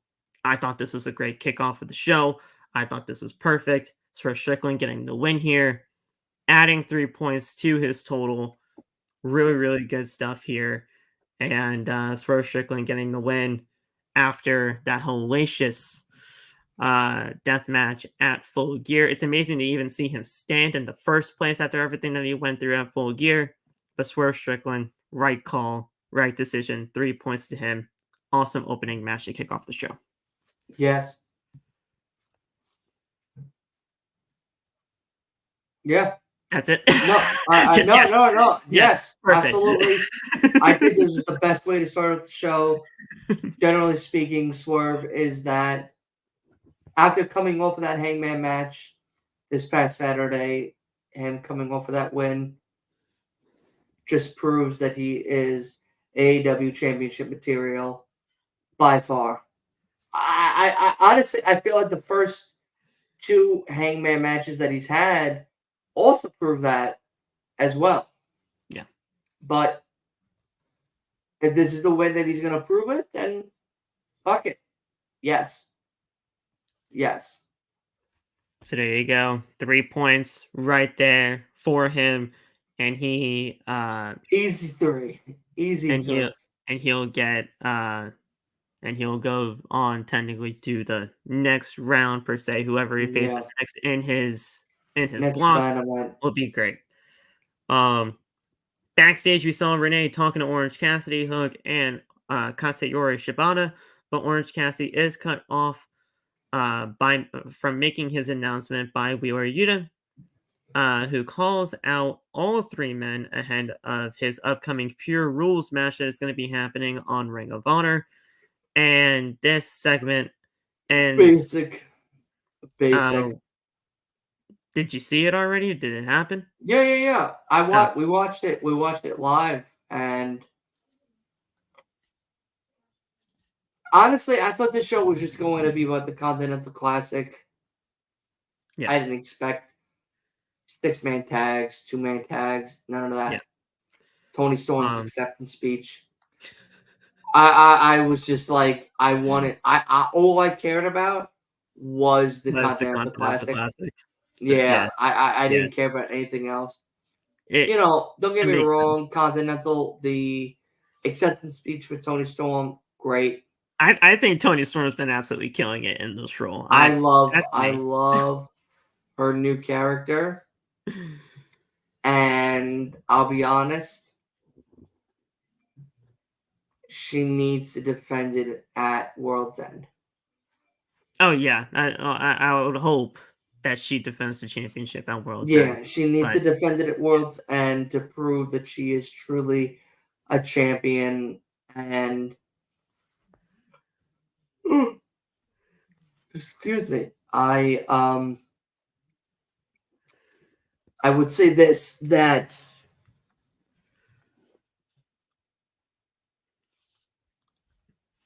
Swerve, I'm trying to see how I can word this correctly. Swerve needs to get to the semifinals quicker than you would think. Because if you want Swerve to be the one to face MJF at this World's End, you need him to get to that championship moment quicker than you would normally book these guys. You know what I mean? So you want him to go on a basically run of a lifetime and continue to just stack these points until he's just like, all right, he's basically in the finals already. Correct. He's the only one that I believe that if he were to beat my king, my next door neighbor, MJF, I wouldn't be mad at it. Yeah. Look, I'm all for, Swerve getting into that world championship. It's just a matter of time before he holds the championship, period. But yeah, the segment ends with Cassidy. He wanted to say his announcement, but they were out of time. So there you go. Bullshit. And the dog is barking up the storm. George, let him out. God damn it, George. I'll let him out real quick. I'll be right back. No, you're good. You're good.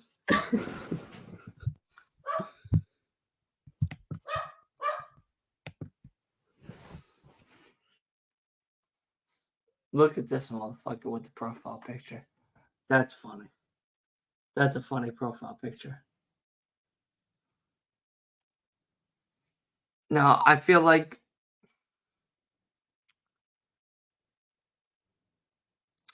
Swerve's the easiest choice. And if Swerve is going to be the one to dethrone MJF, I feel like that's the probably safest bet. I hope, of course, it's not at Long Island, but if it's at Long Island, I'm going to be upset. Yeah, I'm going to be pissed. I'll get over it a lot quicker than I would with somebody else. I'll say that. I would genuinely get over it quicker unless it was somebody. If it was Swerve, fine. Samoa Joe, Daniel Bryan, I didn't even realize I was TJ's picture as my goddamn profile pic. I was fucking dying. Look, whatever Orange Cassidy's announcement was going to be, it is what it is. Well, I guess we'll find out in due time, but it is what it is. So we're back at ringside, and we saw the "Better Than You, Baby" music play, and I was like, okay, Adam Cole's here again. Right. And they're both hobbling down to the ring. I mean, MJF has a cane. Adam Cole's on crutches. I mean, these guys are just battered as all hell. I mean, MJF had to have his hip relocated after the match at Full Gear. His leg is effed up. I mean, Adam Cole's ankle got 2 times surgically repaired. I mean, these guys are just they're dead. They're basically dead right now. And seriously. And after everything that happened in the Full Gear main event, MJF said that Switchblade, he gives him all his respect because he proved that he is one of the best pro wrestlers in the world today. Which, if you told me Switchblade was your favorite pro wrestler right now going on, I would not bat an eye because Switchblade is great. But he also says that nobody's on the level of the devil. He hypes up his accomplishments as a champion, saying that he is the best AEW World Champion of all time, which he basically is, in my estimation. And none of that would have been possible if it wasn't for his brochacho for life, Adam Cole.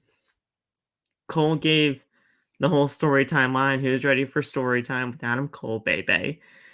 Mm-hmm. With Full Gear being in the rearview mirror, he's perfectly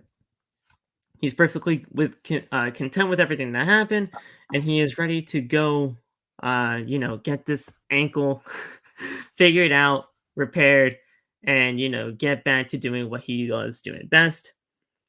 But Max, I'm worried for you, man, because you got this devil going on around you.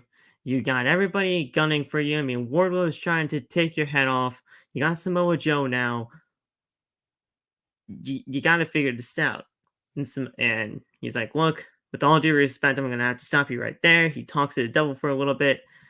And then Samoa Joe came out. And the former Ring of Honor World Television Champion is ready for his championship match that he promised for by MJF when they defended the tag team titles at 0 Hour. MJF starts to tell him no, but was convinced by Adam Cole to go through with it, because if he didn't, he would have acted like the old MJF. Yep. The champ tells Joe that he wouldn't be the first Ring of Honor legend to have been beaten in Chicago twice. There's your Punk reference. So if Joe wants his title rematch, we can have it right here tonight in Chicago. Joe denies, saying that he doesn't want MJF to complain when he wasn't 100%. But by World's End, you should be 100% healed, and that is where we'll do this. Correct. MJF confirms what Samoa Joe is asking if he really wants to do this at AEW World's End. He says, hell yeah, I do. And MJF said, good. We'll do it. 100% confirmed. We're getting this match at AEW World's End. He calls MJF his property, that being Samoa Joe. And he promises... I didn't like that. You didn't like that? I didn't like that. I think that was the wrong terminology. Samoa Joe could have said, being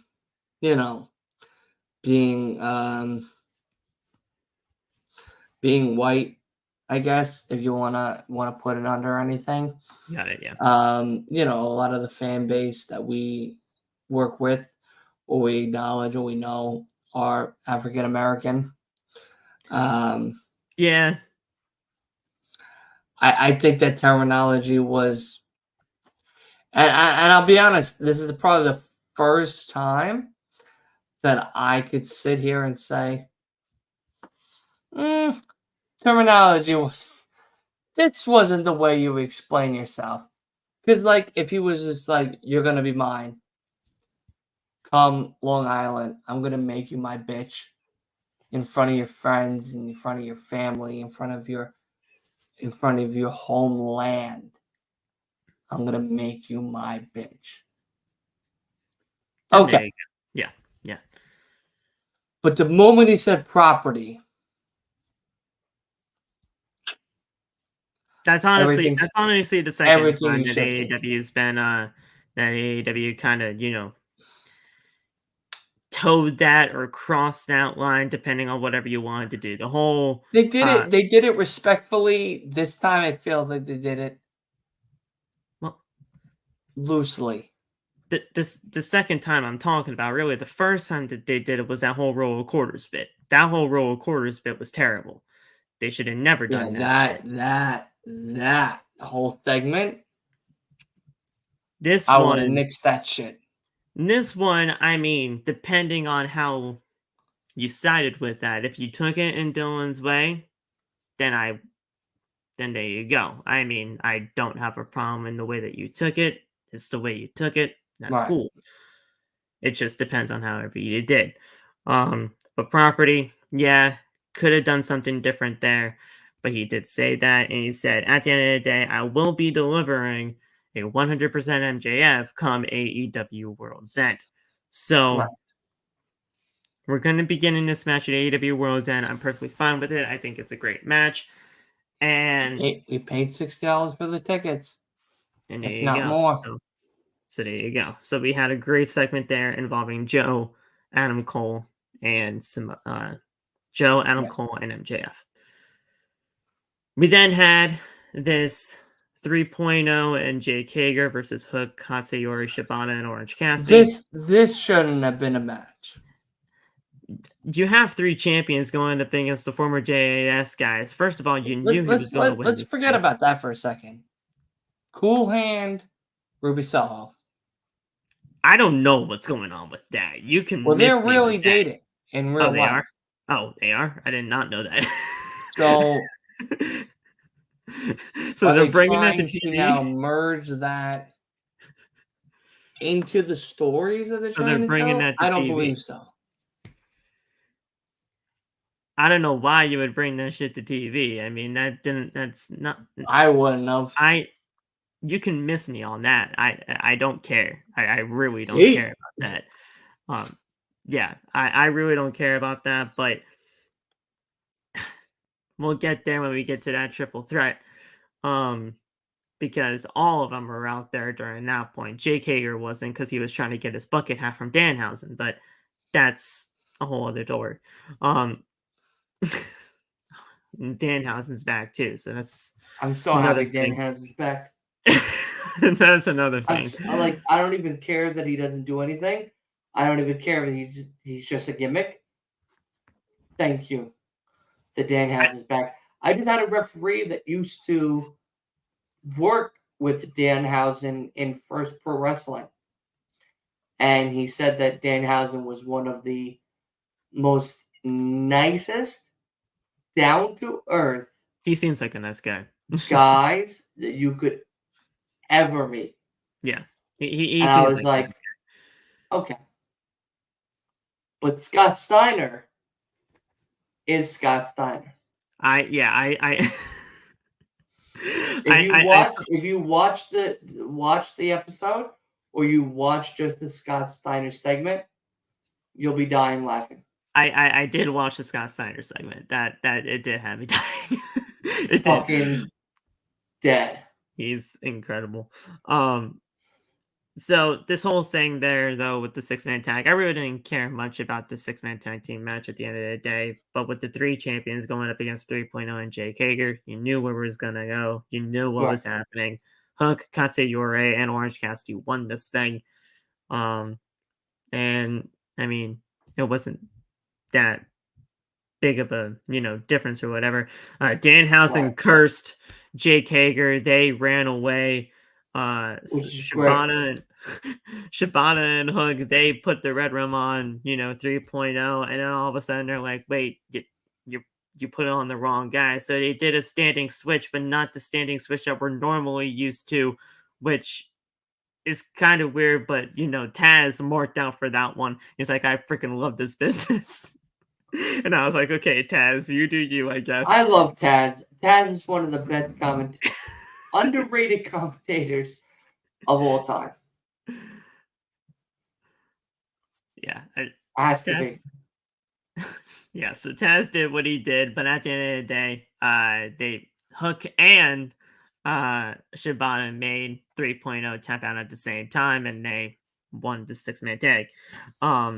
Backstage, we saw Renee talking to Adam Cole, wishing him a speedy recovery, and Cole gives MJF props for sticking to his word, but he's soon interrupted by the Kingdom and Roddy Strong, who wants to know what that was all about on Friday night, and Cole refused to answer, walking away from them as we go to break. But yeah, there's definitely way more to that, because he yelled at Roderick Strong saying, leave me the fuck alone. Because at the end of the day, I am not your best friend anymore. Get away from me. Now, in my way, because you know me and you know my way of thinking, I still think that Adam Cole is the devil. He acted very devilish and a devilish attitude towards him.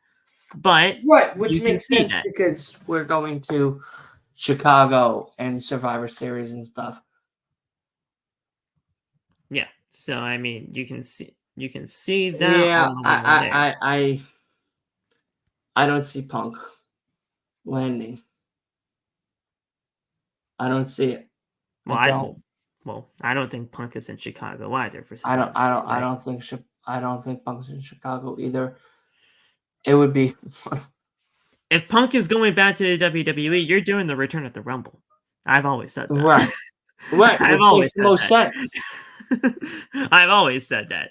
The whole CM Punk in Chicago return has been done to death by AEW, so I don't care about that Correct. anymore. I don't. You show up at the Rumble, you make a bigger impact. It's Yeah. right there. It's right there for you. But there you go. So Adam Cole did his thing to Roderick Strong, and Roderick Strong just looked sad, and he was so depressed. And I was like, oh, poor Roddy, poor Roderick Strong. all he Poor cares neck about it. straw. All he cares about is neck held, and you just yelled at the man for Yeah. whatever he did. We come back from commercial break, and Christian Cage is a fucking menace. Christian Cage has been a menace for so long. Now, when I introduce him on the show, I say father hater of the year, uncle hater of the year, grandfather hater of the year. I call my dad every single day just to make sure that he is alive because of this man. Okay, You alive, Pop? Christian Cage Fantastic. is great. So Yeah. we're back at ringside, and Christian Cage makes his way to the ring along with Nick Wayne and Luchasaurus.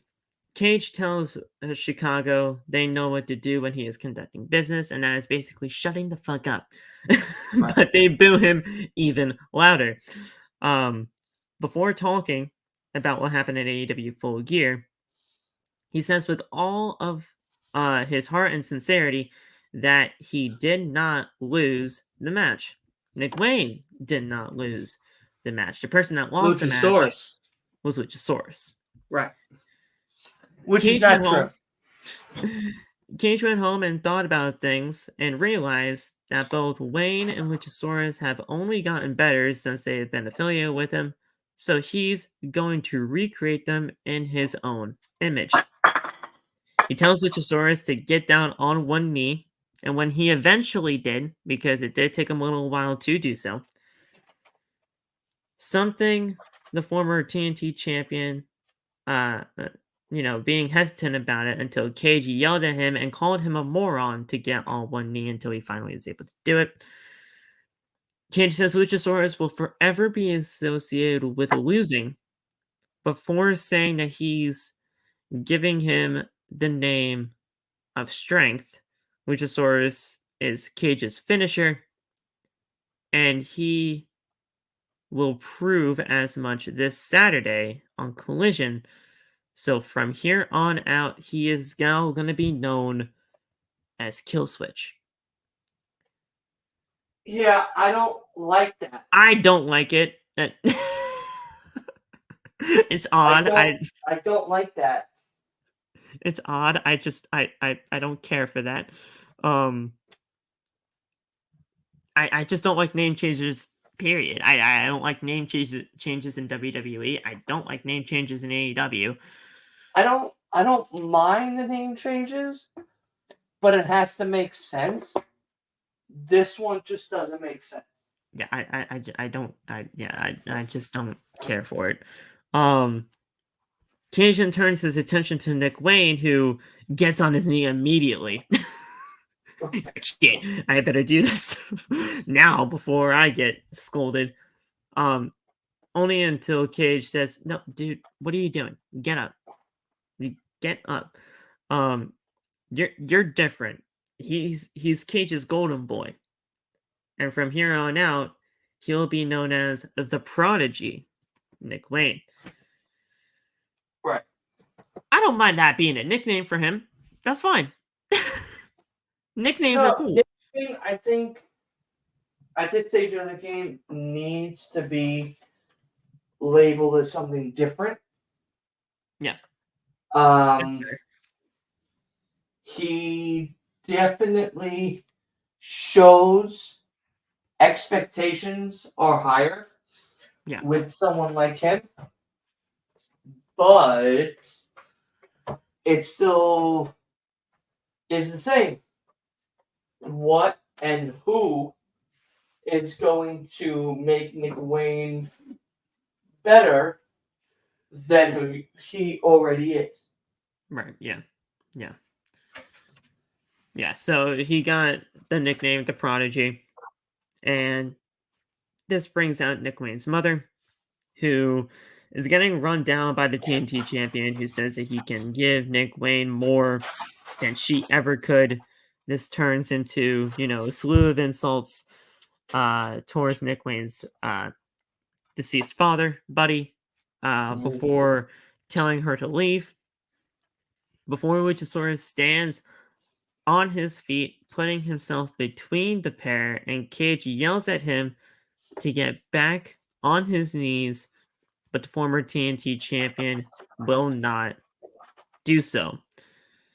Cajun takes to slapping the big man in the face, telling him to back down or he'll show the world why he wears the mask in the first place.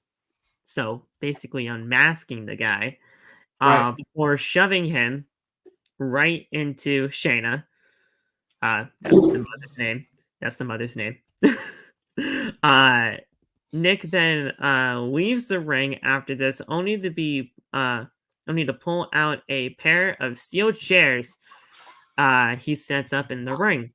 Cajun starts setting up a concerto on Shayna, but thankfully, he thinks better of it, only to hand the chair to Killswitch, Luchasaurus. The big man is very, very hesitant to go through with the whole attack in the first place, and this gives the opportunity for Adam Copeland to come out and intervene. He goes after Nick Wayne and Cage, and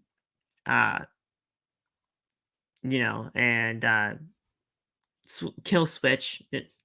Fuck yeah, I'm calling him Luchasaurus, and I would too. Luchasaurus and Christian, they basically bail out of there, and Adam Copeland hit Nick Wayne with the execution DDT, and then the concerto right in front of Nick Wayne's mother, Shayna, and she's devastated, but you see the craziness in Copeland's eyes. Correct. And Copeland is, is ultimately going to become that radar superstar that we know of him to be. But everything that Copeland has been saying about Christian Cage, about how he's, getting every ounce of Nick Wayne and Luchasaurus up until the point where he turns on them in the end, that's ultimately what's going to happen here. Is he going to turn on them, or they're going to turn on him? They're probably going to turn on Christian, but regardless, Christian's not going to have anybody once this is all said and done. Right. Yeah, so they're ultimately going to turn on him in the end once Christian got all the juices that he needs from them, or whatever Copeland said, and that's what's going to happen here. So I love this. I think this was great. We haven't seen much of this. We didn't see, I don't even think any of this story happened last week. So the fact that we got at least back on track for this week, I'm fine with it. We had to get back onto it. So if we didn't get it last week, at least we got something here tonight. Yeah. So. No, for sure. I'm more curious to see where this is going to lead and how we're going to get to that Edge and Christian battle, either, Revolution or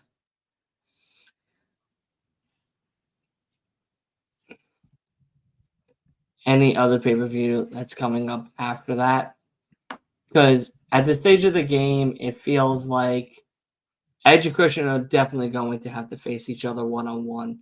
Oh, yeah. That's what this is all really leading towards. It's just where and when.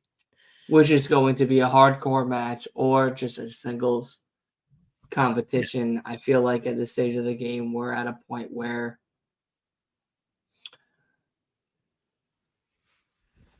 if Christian loses, does that really hurt the TNT belt going forward? Well, I'll ask you this before I answer that one. Go ahead.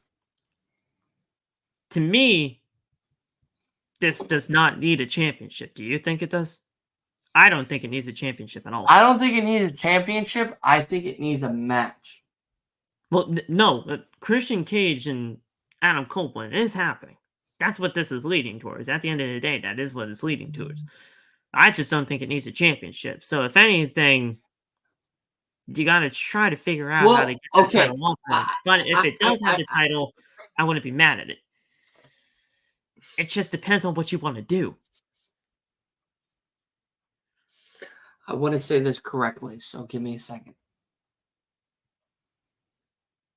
Edge and Christian do not need a title match to make this rivalry matter more for the fans of Edge and Christian than the company AEW. And what I mean by that is that when Edge and Christian happens, if Christian loses, even as TNT champion,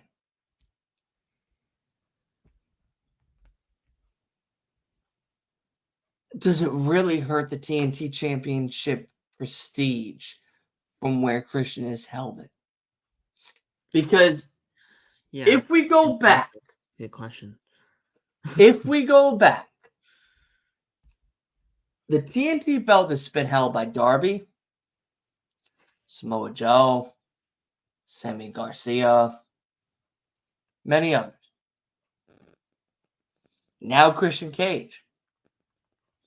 Christian Cage, I feel like we can all collectively say, has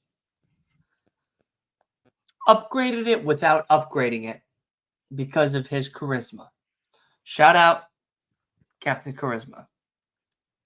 He's made this championship look a lot better than what it has been over the last couple of months or years.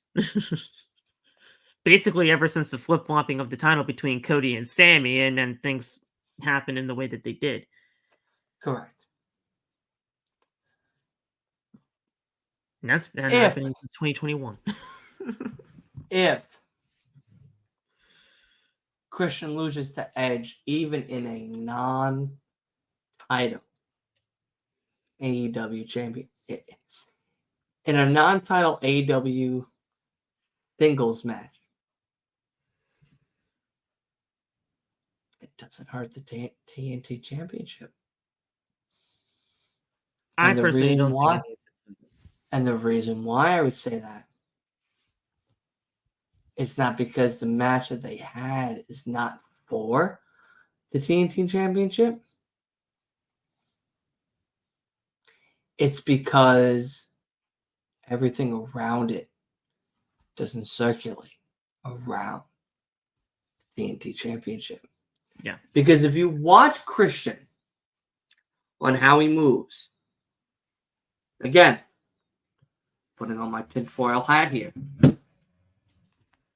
If you watch Christian on how he moves, he doesn't move like a champion.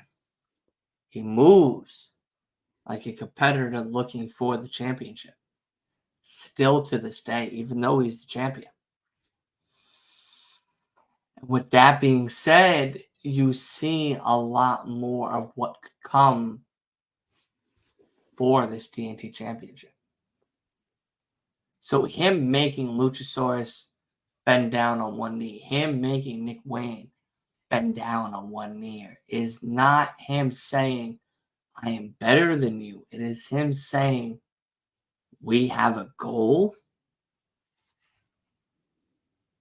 to accomplish that this belt needs to be hung on, because if we don't do it, we will not make this belt significant in that conversation. I agree. Yeah. So they are doing what they need to do with this championship. I think this championship has been absolutely the best it's been looking since, it's been the best it's been looking for a long time, honestly. I mean, this guy has been doing something great with it. And the thing is, he's only held the title for 57 days. Right. It's not been a long reign. I mean, the guy won it on Collision back in September. Right. He hasn't held it for very long, but Christian Cage has been making this look very, very good on him. If you really want to technically, the technicality of everything like that, Luchasaurus, when he was TNT champion for almost 100 days, I think his reign was like about 98, but Christian was holding the title because he felt that he was the true TNT champion. It was just Luchasaurus that technically had to defend it. Whatever the case may be, it is what it is. It's been under the tutelage of Christian Cage for quite some time, the TNT title. I'll say this. The rivalry between Copeland and Christian don't need this championship. But like I said earlier, if it does lead to that, I'm fine with it. It just depends on what they want to do. I'll say this. We have so many belts. Tell me about it. That at this stage of the game,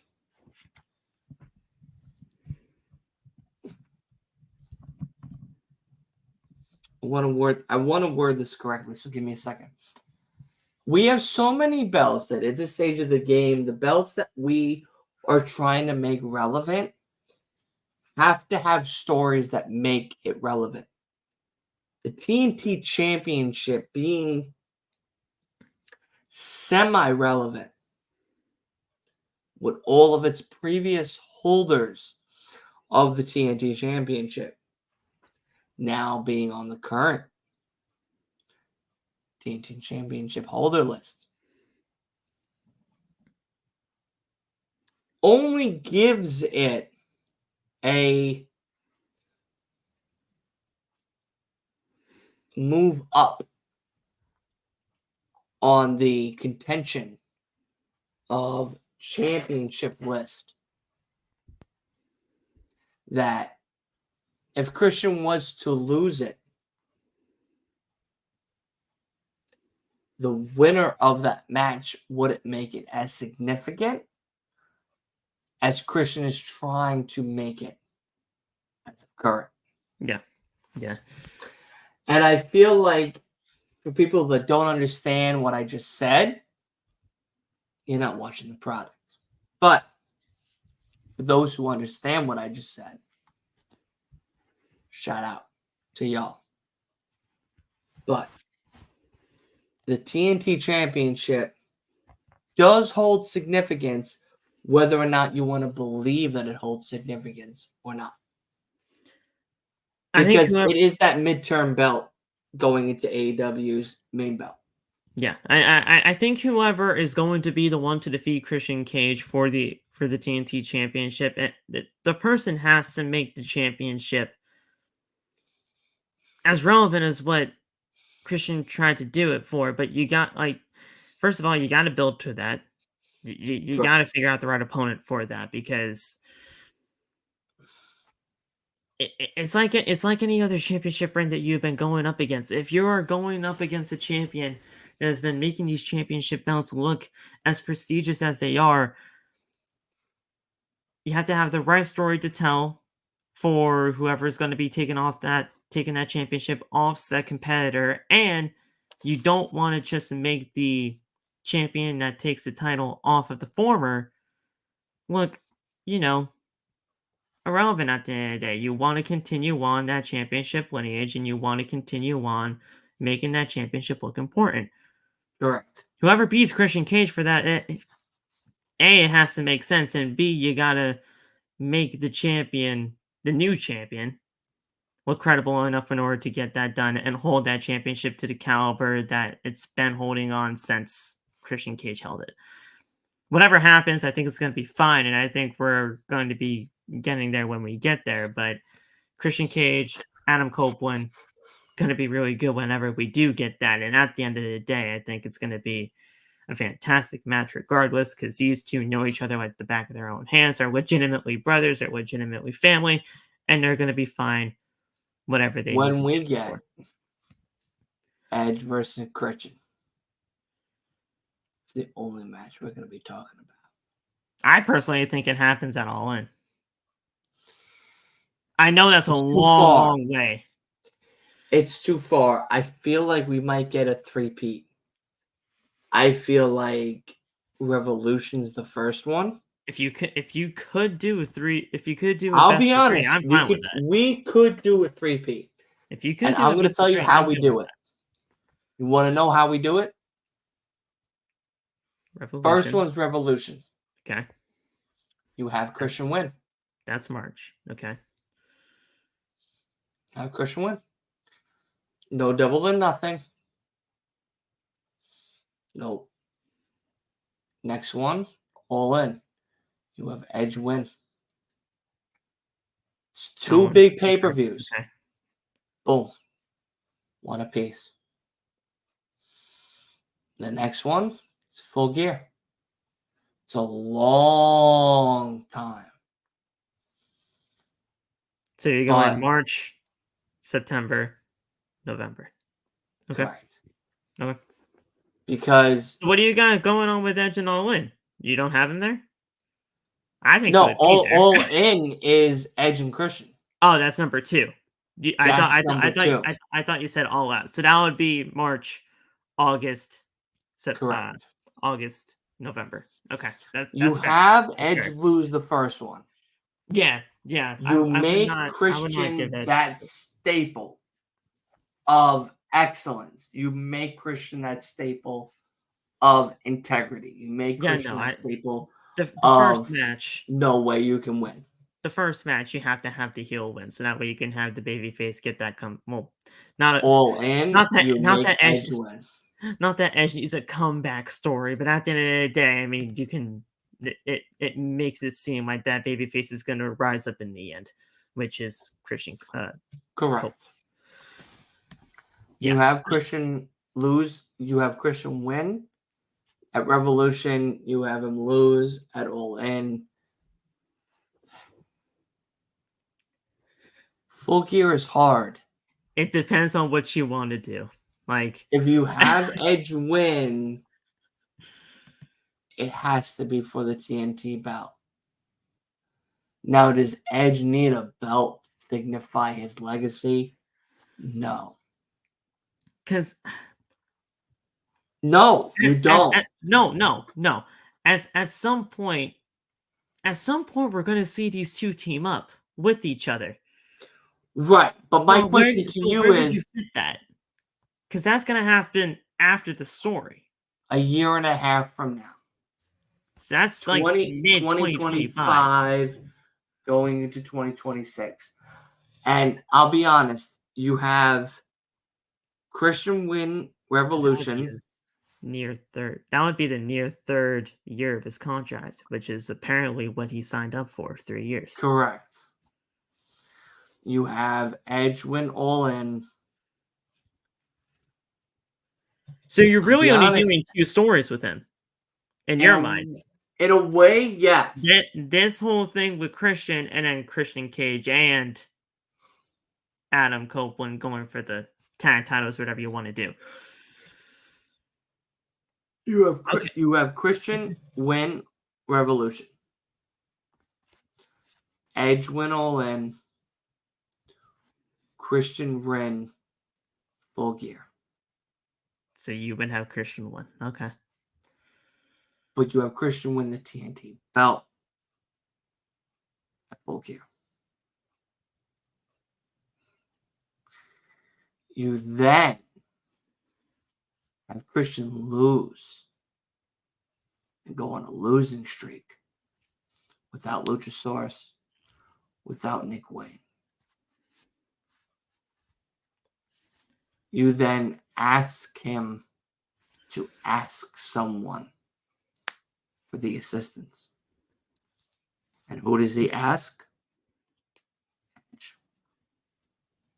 Okay. Who then goes, fuck that TNT belt. Let's get the belt that holds more lineage than anything else in professional wrestling. Christian drops the TNT belt. And they go after the tag team belt. They win the tag team belt at Double or Nothing. And don't lose it until Edge's contract is up.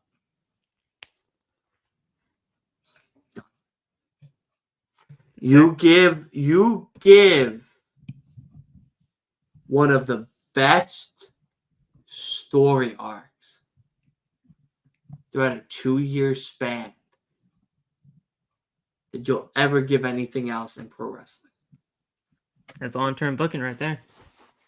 It's long-term. It's the best booking. It's the best way to go. It is the best way. You have Christian win. You have Christian win. You only have him lose at All In. But it's not a title match. It's an opportunity for Full Gear for the title. But Christian retains. Because Christian is Christian. Christian's willing to go any length, go through any other dirty character, whatever. You let Christian win? Fine. Come January 1st, Christian till March Revolution goes on a losing streak. He loses TNT belt at Revolution. He's defeated. He lost Nick Wayne throughout the process. Luchasaurus is turned on him. He has no edge. It's nothing. Christian's just Christian. There's no enigma. There's no charismatic enigma. So nothing. Christian's just a regular jabroni. Comes out 3 weeks. Goes, I suck. I'm the worst of the worst. I had everything, but I lost it all because of my ego. I realized my charisma wasn't going to get me to the place that I thought I deserved, which was the AEW Championship. But there's still hope for me to come and retain gold. But I have to leave it up to my predecessor if he will accept. You drop the mic in the ring. You don't mention who it is. You walk off. 2 weeks go by. Collision comes. Edge picks up the mic. I guess I'm the predecessor he's been talking about. But I don't know if it's worth all of what has happened. Edge and Christian then have a meeting live on Dynamite. Edge makes a decision on Collision 2 weeks before pay-per-view. Enters a tournament for the AEW Championship. Wins it. Becomes the number 1 contender. They win the tag team belts. EC becomes the best and hottest thing in AEW, giving Christian exactly what he wanted and Edge everything he needed.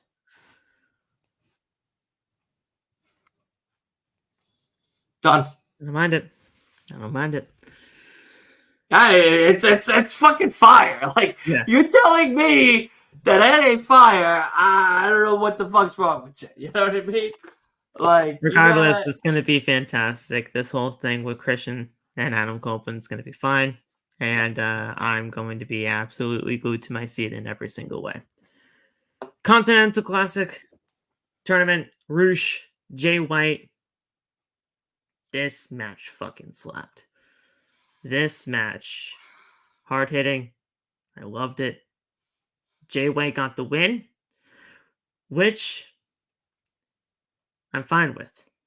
I'm fine with Rude because shouldn't have been the competitor. He needed a win because of everything that happened at Full Gear. And I was fine with that. I saw so many people on social media saying, again, what are they doing? Rude should have won this thing here. No. I'm fine with Jay White winning this thing here because Jay White needed this. Jay White needed a win after everything that happened on Full Gear. Now, Full Gear, people were saying Jay White's buried. Fuck that shit. He ain't buried. That was his first loss in AEW. Who gives a shit? That was his first loss. He's fine. He will be fine. Bullet Club Gold is fine. He needed this win, and I'm glad he got this win. Rush is going to be fine throughout this tournament, and I'm fine with this. As long as, they went out there and had a banger, I was fine with whoever won this thing. So I'm glad that Jay White won this. Can I be honest? Bruce didn't need to be in this tournament. Who would have you had in this tournament? Because you had 3 people now who I think are perfectly fine to be in this Garcia not tournament. needed. Bruce not needed. I'm genuinely curious who you would have Briscoe put. not needed. I would still go Moxley. I'd still go.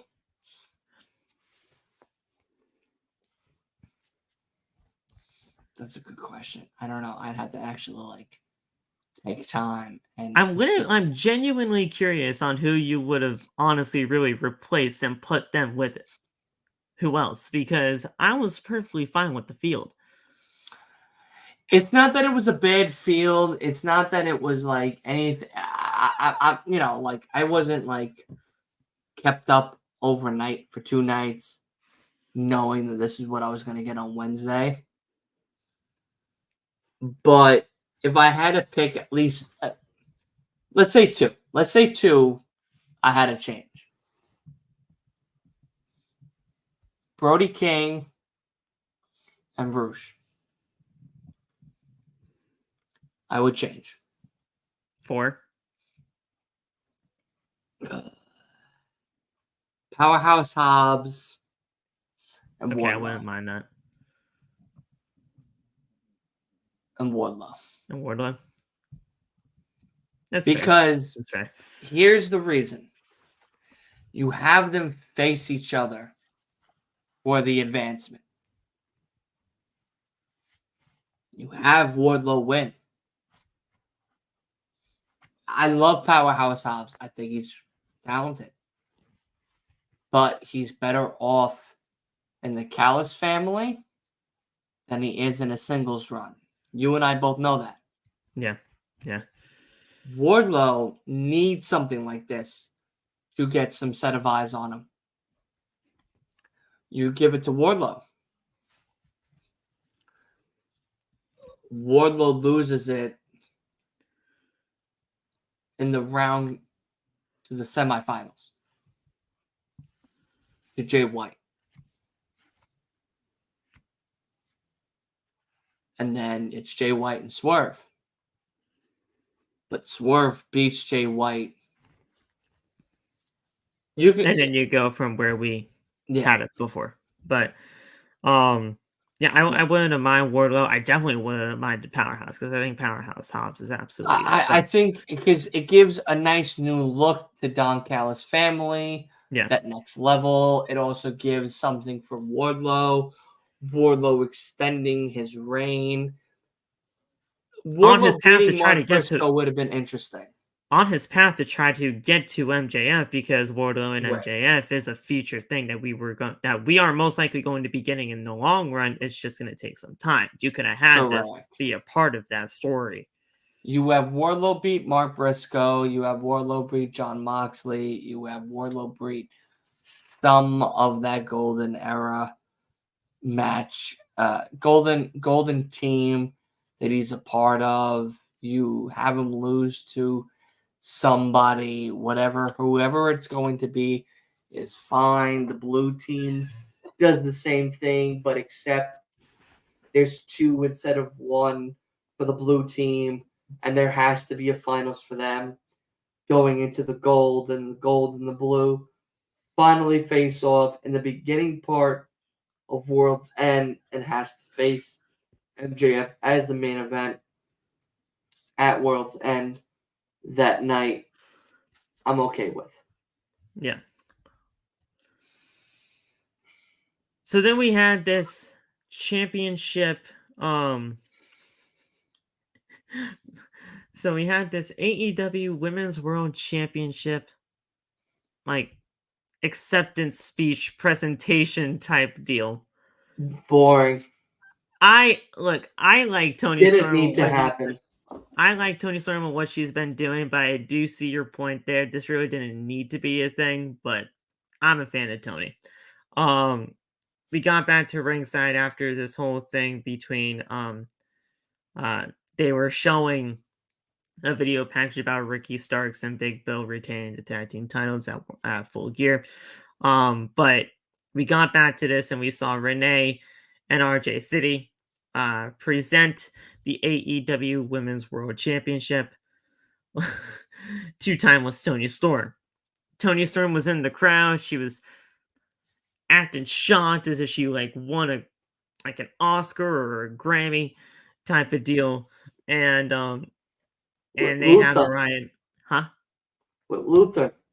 Yeah, with Luther. That's the butler. Mariah May presented the championship, and she being Toni Storm said, "Oh my gosh, it's like I haven't had anything prepared." And then she pulled out a piece of paper, like she had something prepared, got on glasses, and and she was reading what she had on her note. She said, "I'd like to thank Anthony Khan and the executives of Warner Brothers Discovery, especially Jack Warner." She starts to be played out, but the music started playing in the middle of her speech, and she's like, "No, I ain't done yet. I ain't done that. I absolutely hated that. I did not think that needed to be done. If that was a mistake by AEW, fuck you. You basically did a Thunder Rosa to Toni Storm. That should not have happened. That should not have happened back then in Thunder Rosa's case. Definitely shouldn't have, because Thunder Rosa, that basically lost the crowd entirely to her. Yes. And then this is basically what almost could have ruined something for Toni Storm. But luckily, Toni Storm, being the ultimate pro that she was, she stayed in character and she was able to get that shit shut down. Then she continued on with what she was saying. And she said, "I want to give a shout out to all the little Toni Storms out there," before saying that they'll never reach her level. So stay in school and maybe seek a trade. Cue the standing ovation. They had a standing ovation thing on the Tron. And they basically ended it there. With the champion having her moment until Skye Blue made her entrance for the triple threat at 9:30, or basically around 9:40 this took place at, but the normal time slot for the ladies, and then we had the triple threat. But I like Toni Storm. I think Toni Storm's absolutely fantastic. I was actually not even shocked that she won the championship at Full Gear. The one person I was actually shocked winning the championship at Full Gear was the TBS championship. I didn't think they were going to pull the trigger on the TBS championship yet. I thought they were going to pull the trigger at World's End, but they did that early. That's fine with me. Who wants to lose in their own town? That's fair. Tony Khan's always about that moment about, giving the person in their hometown the win. If you're a Long Islander and you lose in Connecticut, it's not that big of a deal. Yeah. If you lose in Long Island, it's a big deal. Because if you come back 7-8 months from now, people are going to remember that. Yeah. So, I mean... And I'll say this. Chris Statlander has been one of the most... I might be the only one. She's been disappointing as a champion. I would say the opposite. she hasn't been shown. What has she done? No, I would say 100% the opposite. She has been shown on 3 pay-per-views. She has been shown on main shows. Where are the stories? She's had a... Now, that's where I agree with you.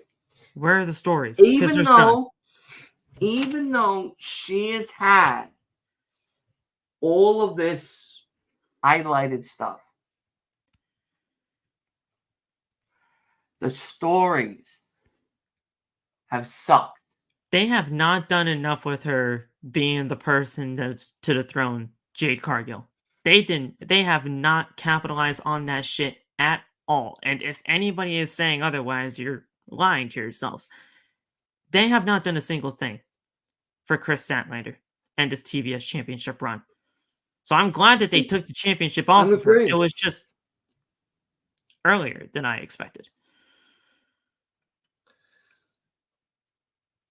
It's not earlier than I expected, but... I thought it was happening at World's End. That's all.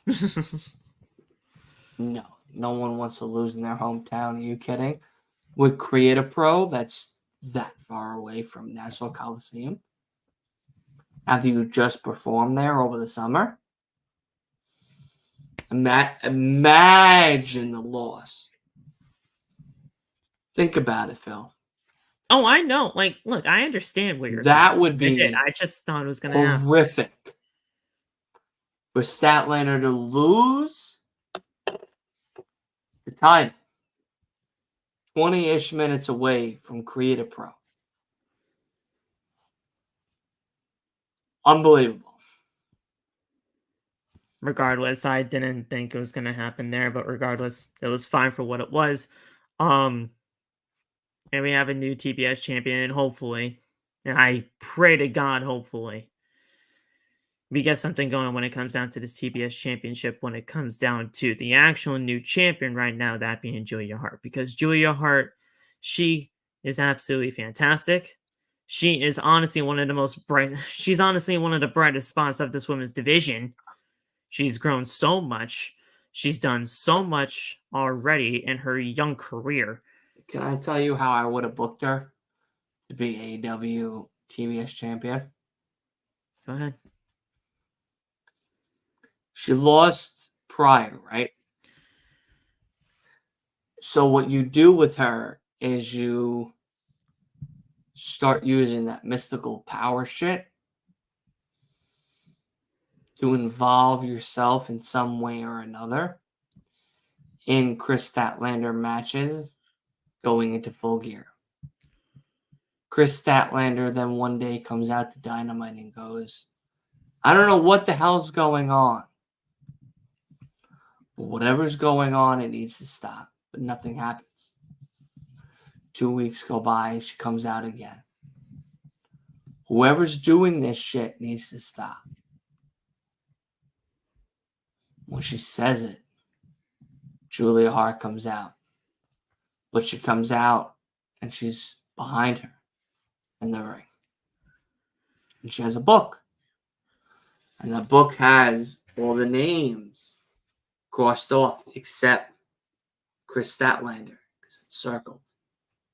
And it says X3. And she leaves it in the middle of the ring between the two of them. And she goes, I will see you at Full Gear. Leaving Chris in this mind state of, what the fuck is going on? Because mind you, throughout all this time, Chris is losing simple matches, simple stars, Red Velvet, etc. Non-title matches, but she's losing matches. Like, how the hell is it TBS champion losing matches? Come Full Gear, she then loses it to Skye Blue. I mean, Julia Hart. But not in a triple threat match. I would have had her in a singles match. But that's how I would have booked her. I liked the Skye Blue aspect of it, but I don't think it was needed. But continue on with, buddy. Skye Blue, Ruby Soho, Anna Jay. Not a bad match by any means, but I didn't care much. I didn't care much for the Ruby Soho Angelo Parker aspect. I didn't really care about anything when it came down to that. Skye Blue getting the win here, though, I'm perfectly fine with. I think Skye Blue is absolutely great. And we'll see where things go from there. But Skye Blue getting the win, nice little three-way match. Nothing to really to cry home about, but the whole Ruby Soho Angelo Parker thing, you can miss me on that, and I really won't care about that. I'm happy for them if they are legitimately They're really dating. they're really dating. If they're legitimately dating in real life, I'm happy for them. That's cool. I hope everything's well. I just don't care that it's going to be brought to TV. Yeah, no, I feel it's not needed. And then the main event, Moxley, Briscoe.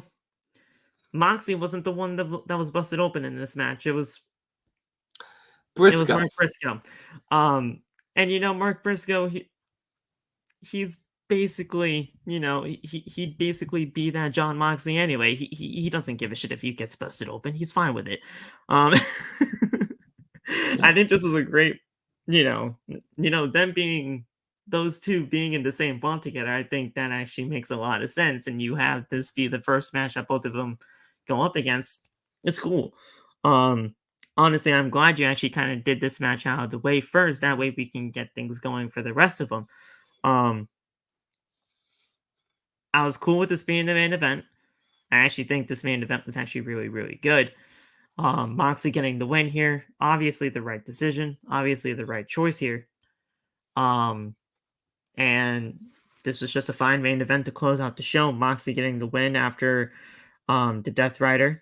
And that earned him 3 points. So that made Moxley, Swerve Strickland, and Jay White all sitting on the leaderboard with 3 points each. We take a look at the titles on the table, and Mox and Briscoe show each other respect as the show goes off the air. Moxley leaves through the crowd, so he's like, "Yep, I'm out of here. Goodbye. I'll see you in the next city. Have a nice day." And it's how the show went off the air. Perfectly fine with it. Makes sense. Makes sense. There wasn't really much after that. I mean, they did their match. They showed respect. No, that was about it. That's what it was. I mean, overall, though, like the way I'm making the ending of that, the whole match and the segment and everything that happened afterwards, I'm making it seem like nothing happened. It may seem like nothing happened, but at the end of the day, I think this was a very good Dynamite. Stories progressed. The Continental Classic started off really hot, and we're building towards AEW Worlds End here. It's a 6-week tournament. We're going through these 6 weeks, heading into AEW Worlds End at the end of the year. I think it's going to be a very fine pay-per-view, and we're going to be having something great happen at the end of the year, heading into 2024. And honestly, 2023 was a great year for AEW in many ways, but 2024, if you really want to think about it, could be honestly AEW is the most important. If you really want to strike things and make sure things go off really, really hot for the rest of AEW's future, year 5 is something that AEW really needs to capitalize on. No, they do. They do. They need to capitalize on title management. They need to capitalize on creative. They need to capitalize on booking. They need to capitalize on their key factors to make 24 one of the most outstanding moments for AEW as a television program. Because with Collision being on Saturdays, with Dynamite being on Wednesdays, they're going up against big caliber moments. And if